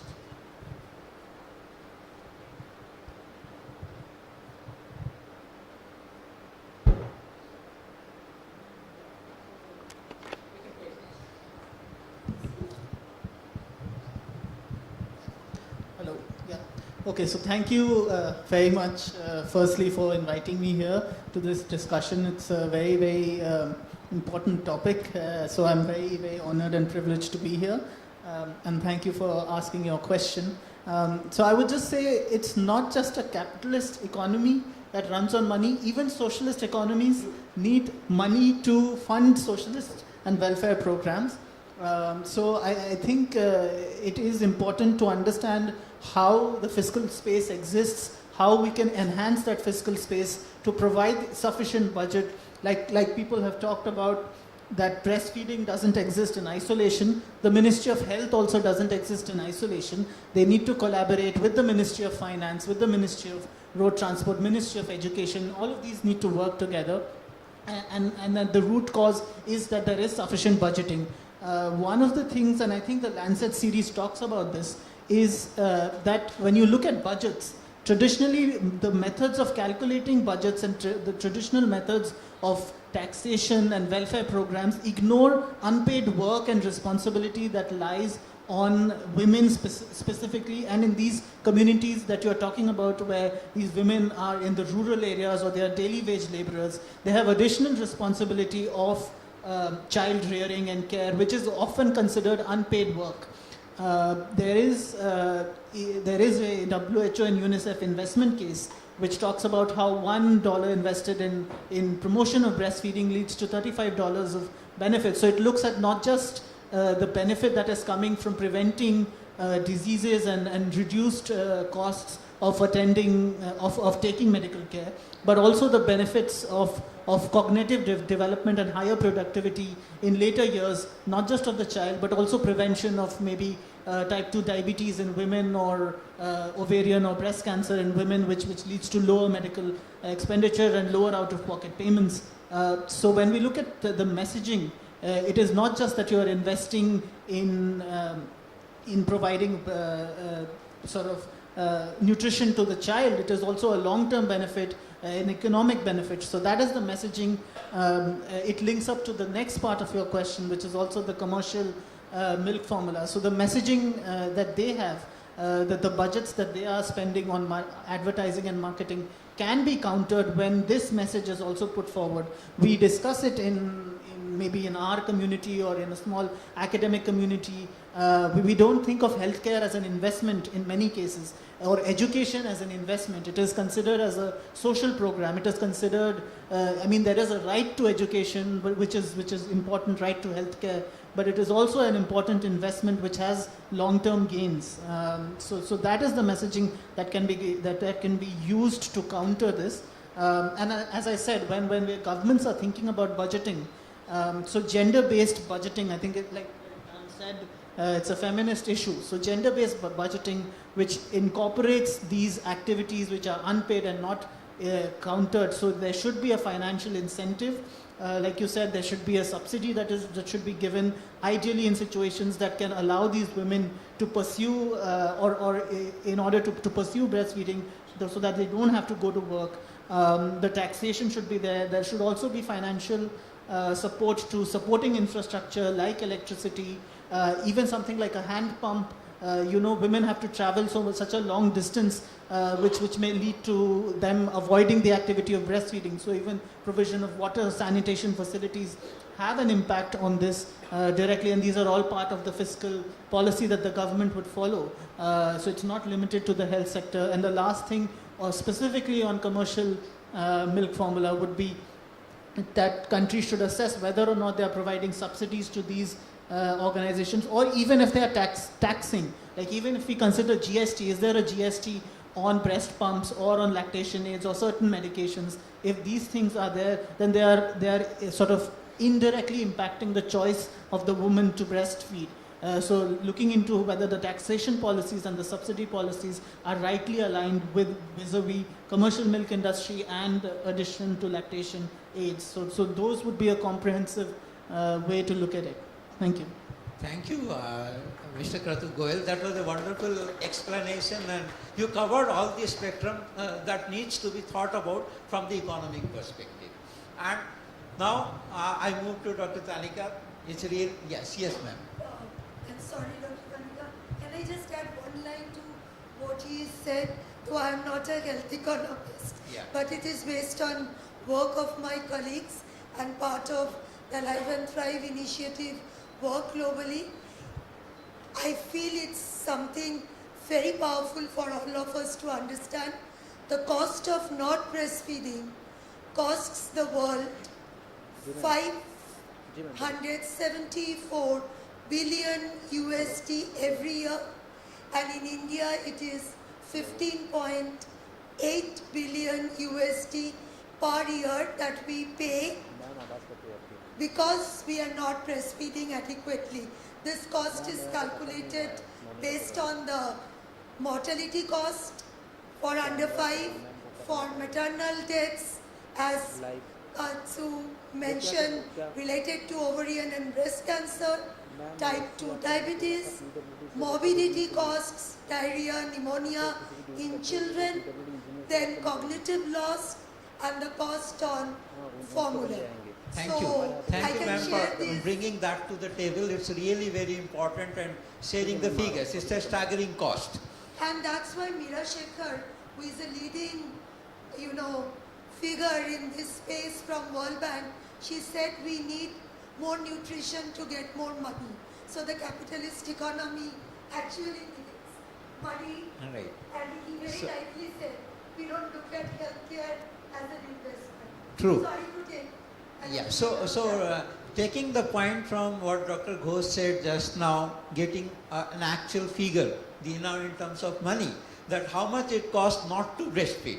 So, Dr. Tanika, that obviously takes me to the question that are we, you representing the research community of the country, are we doing enough research to bring to the table evidence that will make more of advocacy and more of a case for promoting breastfeeding more aggressively on a war footing across the scale, across the country, across cutting all kind of stratifications, be it based on religion, be it based on caste, be it based on money or social factors or on geographical factors. Are we collecting enough evidence and data as a research process to promote breastfeeding? Thank you. I think I'll start by actually expressing my gratitude to the department for inviting me over today. And also I was very impressed by the, the confidence and the depth in the understanding of all the, students who were here presented today. So many congratulations to all of you. I remember 20 years ago when I was here, I was very nervous standing in the LT. Even today I'm nervous because I have my professors around here, but I'll try to answer your question. So in terms of research, I don't think so there is a dearth of research. So there are research happening all across, but I think as in the case, you've also mentioned, these research there's a disconnect in the way this research is being done, and research is also being done in isolation. Many of us are in our own little cocoon sitting and doing these research, and sometimes, it's disseminated, however, it's not being heard or conveyed to a bigger forum. In terms of research, I feel there is research, but what we need to do now is probably like how in the Western world they've started doing it, where you have these consortiums, coming together of like-minded experts, researchers, academicians, and pooling data. So what we are doing is we're doing these isolated small-scale research where results are fine, but they're not very meaningful. So you can imagine if you get them all together, how, meaningful and how useful these results will be. Again, the second point I want to make is, in terms of research, we keep thinking about research related to discovery, description. A lot of time our research is around, what is the estimate, what are the risk factors, determinants, right? And some part of that research focuses on the development, which is essentially, looking at evaluating some interventions. But now there is a whole new sciences called implementation research or implementation sciences. And I think this is where we need to, focus our energy on. There is enough proven interventions. There are enough studies, but how do we make this work in a programmatic setting? So implementation research is what, will take us forward. It's the whole sciences, new science is very flexible.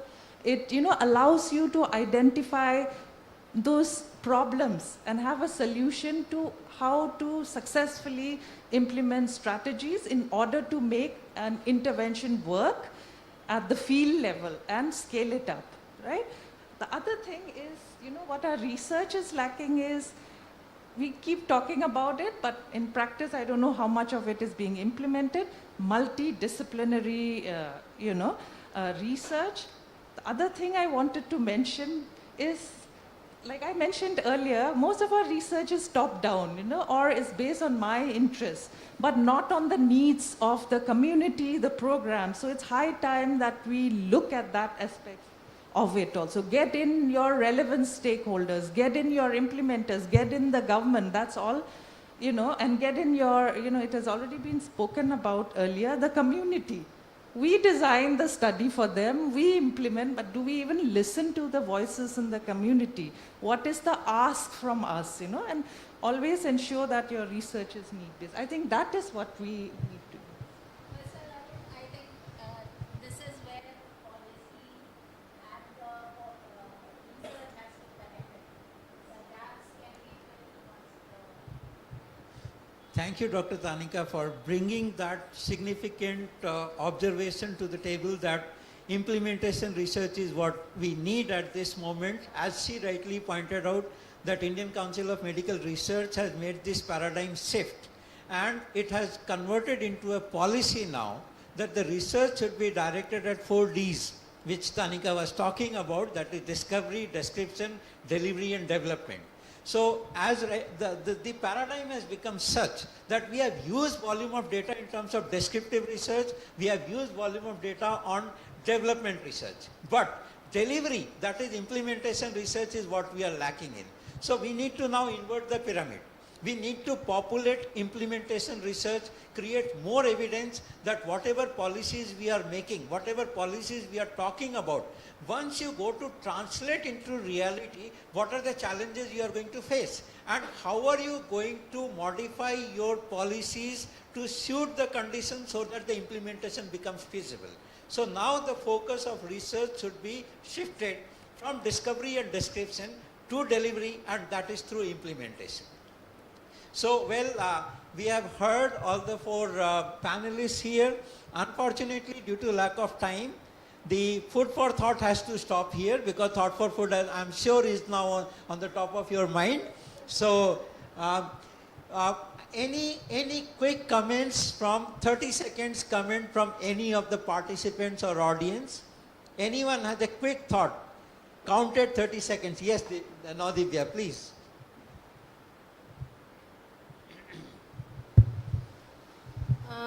The whole program was very enriching. I'll not emphasize on that part. But one small thing I want that it should always be kept in mind, because breastfeeding is something very natural.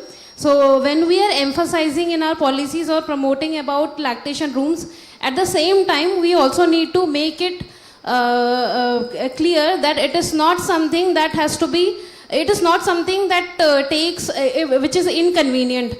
It should not come to a mother's mind that now if I'm going to be a lactating mother, now I start to think about where can I hide to breastfeed. So this is a very important thing that we should not forget, because it is a very natural phenomena. And I remember an incident from my childhood. I was very young, and there were some guests who were staying over at a house. They were a young couple with a neonate, and I have seen as a child that that lady was very comfortably, she was breastfeeding when there were other people also sitting and just talking. So that is something that should become like the norm. Breastfeeding is not something which is very special and needs always high tech, high resources. It is just baby's food. It is already there. We just need to, come back to the track. We have derailed and we need to come back. We got Thank the you. point. Thank you, Naudivya, for making that point very important. In our society, again, if we go back 10 years ago, talking about periods was a taboo. We have moved so much ahead. Periods are now being covered. It's no more a taboo talking about it. Probably the same group now need to take over breastfeeding. Periods taken care of, it has become popular, it has become in discourse now. Breastfeeding has to come next as a logical sequence of the event, right? Any other quick comment? One last comment, any compelling thought, anyone who's compelled to think and talk about?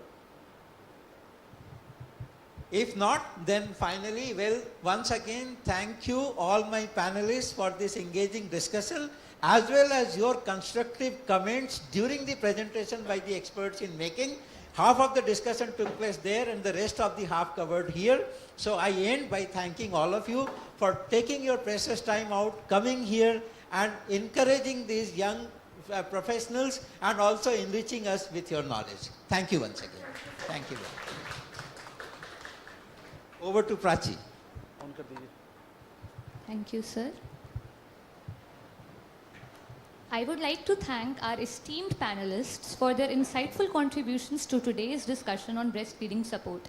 Your expertise and perspective have greatly enriched us all truly, and we appreciate the time and the knowledge you have shared with us.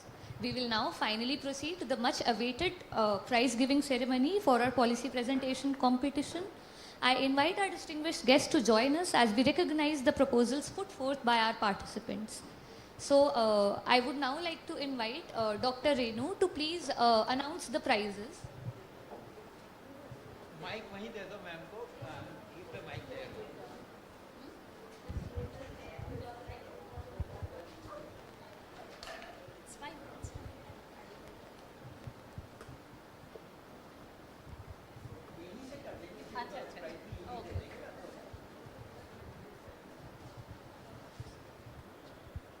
So let me tell you,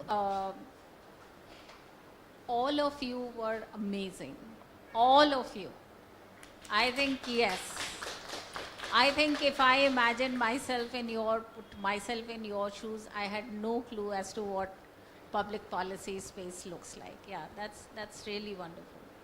So we should start from the first or the third? Third. Okay. So, any guesses? Well, we'll start from far off. And this is Dr. Kritika Valli R and Dr. Nanda Kumar and Team 5 getting the third prize. I would like to invite Dr. Sebanti Ghosh to please give a big please. Yes, please. Yeah.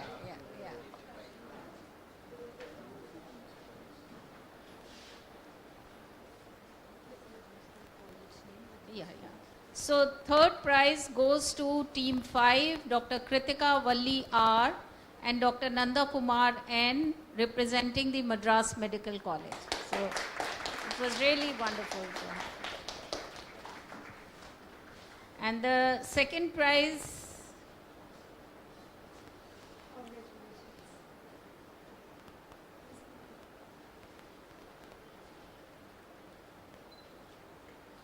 Dr. Nanda Kumar. Dr. Nanda Kumar, please have that.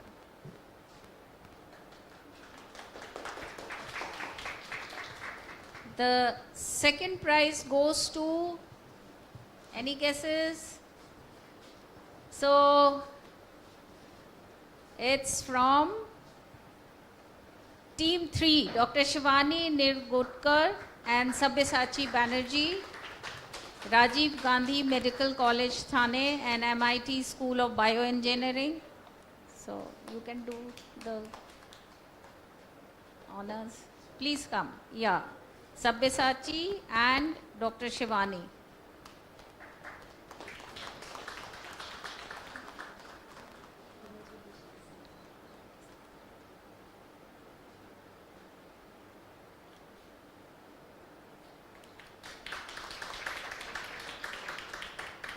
So now the final moment, we all have waited so long for it.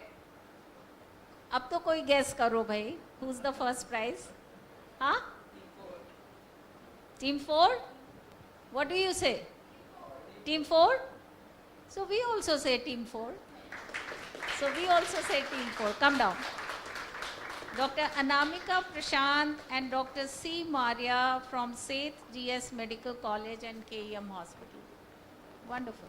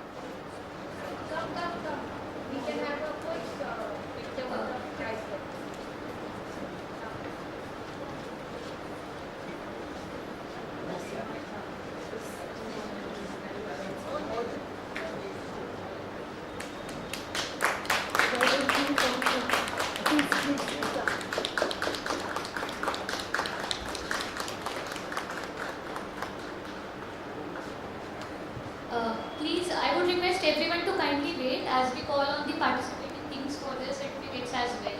And we can have a photo with everyone. No, I think the other participants will get participation certificate, so they can also join. So call the names. We would like to invite Team 2, Abhinav Bhadri and Jatin Hussain from Army College of Medical Sciences, Delhi.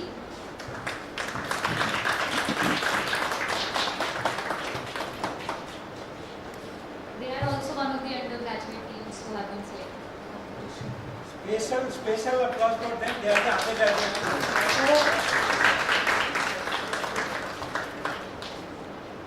I would also like to invite from Team 1, Dr. Priyasha Bagchi from Lady Harding Medical College.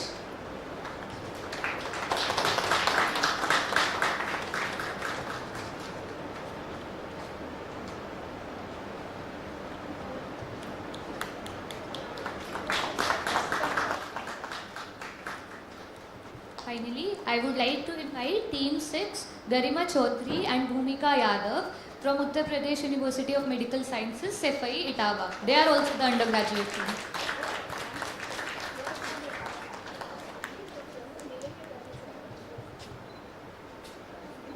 Sir, Dr. Basil, please come. Please come. आप आइए. Complete कर ले.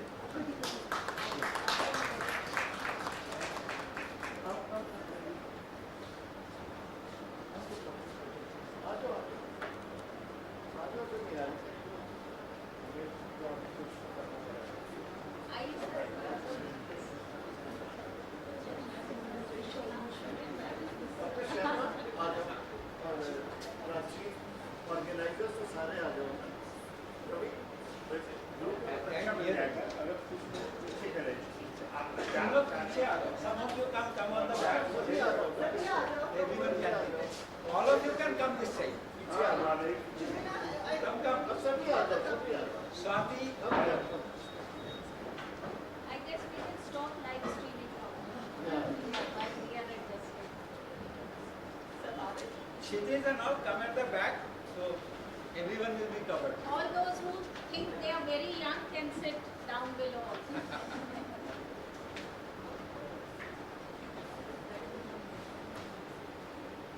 सारे आ रहे हैं? हाँ, सब आ रहे हैं. ठीक है.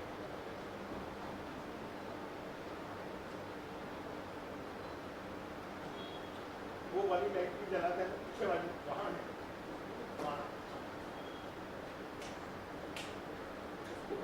नहीं, इस वाले पे होगा, इस बोर्ड पे है. पीछे वाली जला दो.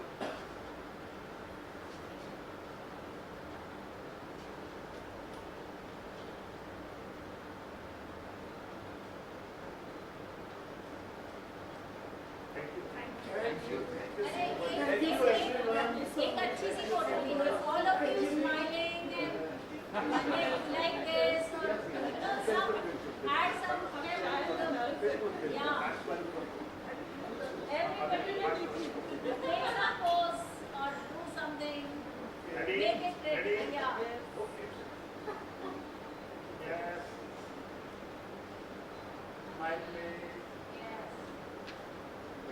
Thank you. I would kindly request the panelists to please. दोस्त से आए आप बहुत ही अच्छा लगा चिल्लाई से मद्रास से इटावा से थैंक यू सो मच थाने से thank you so much We would like to request the panelists to please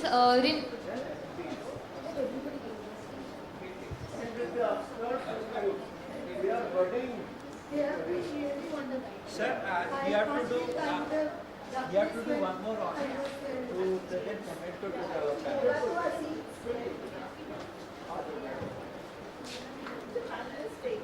The panelists will stay here only.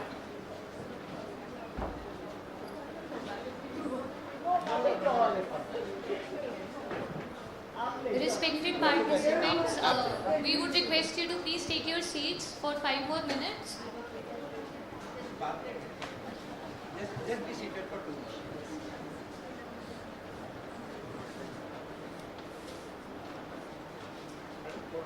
Now I would like to...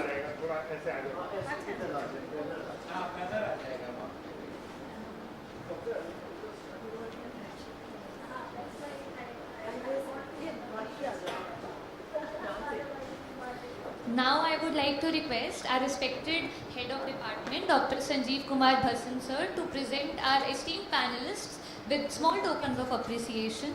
Sir, could you please present a memento to Dr. Sir, could you please present the memento to Dr. Renu ma'am?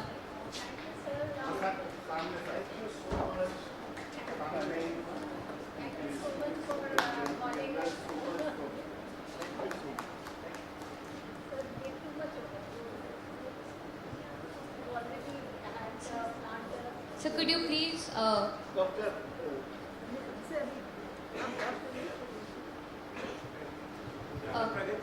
could we please invite Dr. Pragati ma'am to present a memento to Dr. Sebanti Ghosh ma'am?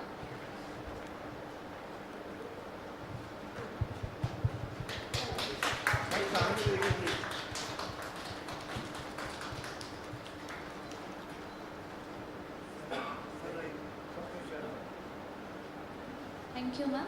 Now I would like to invite Dr. Arun Kumar Sharma sir to present a memento to Dr. Tanika Lindo.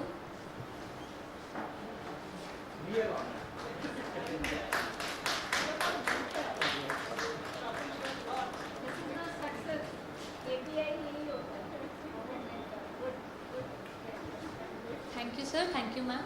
Now I would like to invite Dr. Risa ma'am to present a memento to Mr. Kratu Goyal.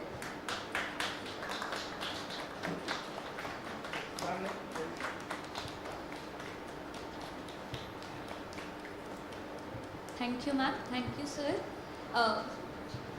Now we would request all the participants, panelists, respected audience, faculty, everyone present to please move for lunch now. We will be moving to the conference hall green room on the ground floor. We will be escorting you with us. Thank you.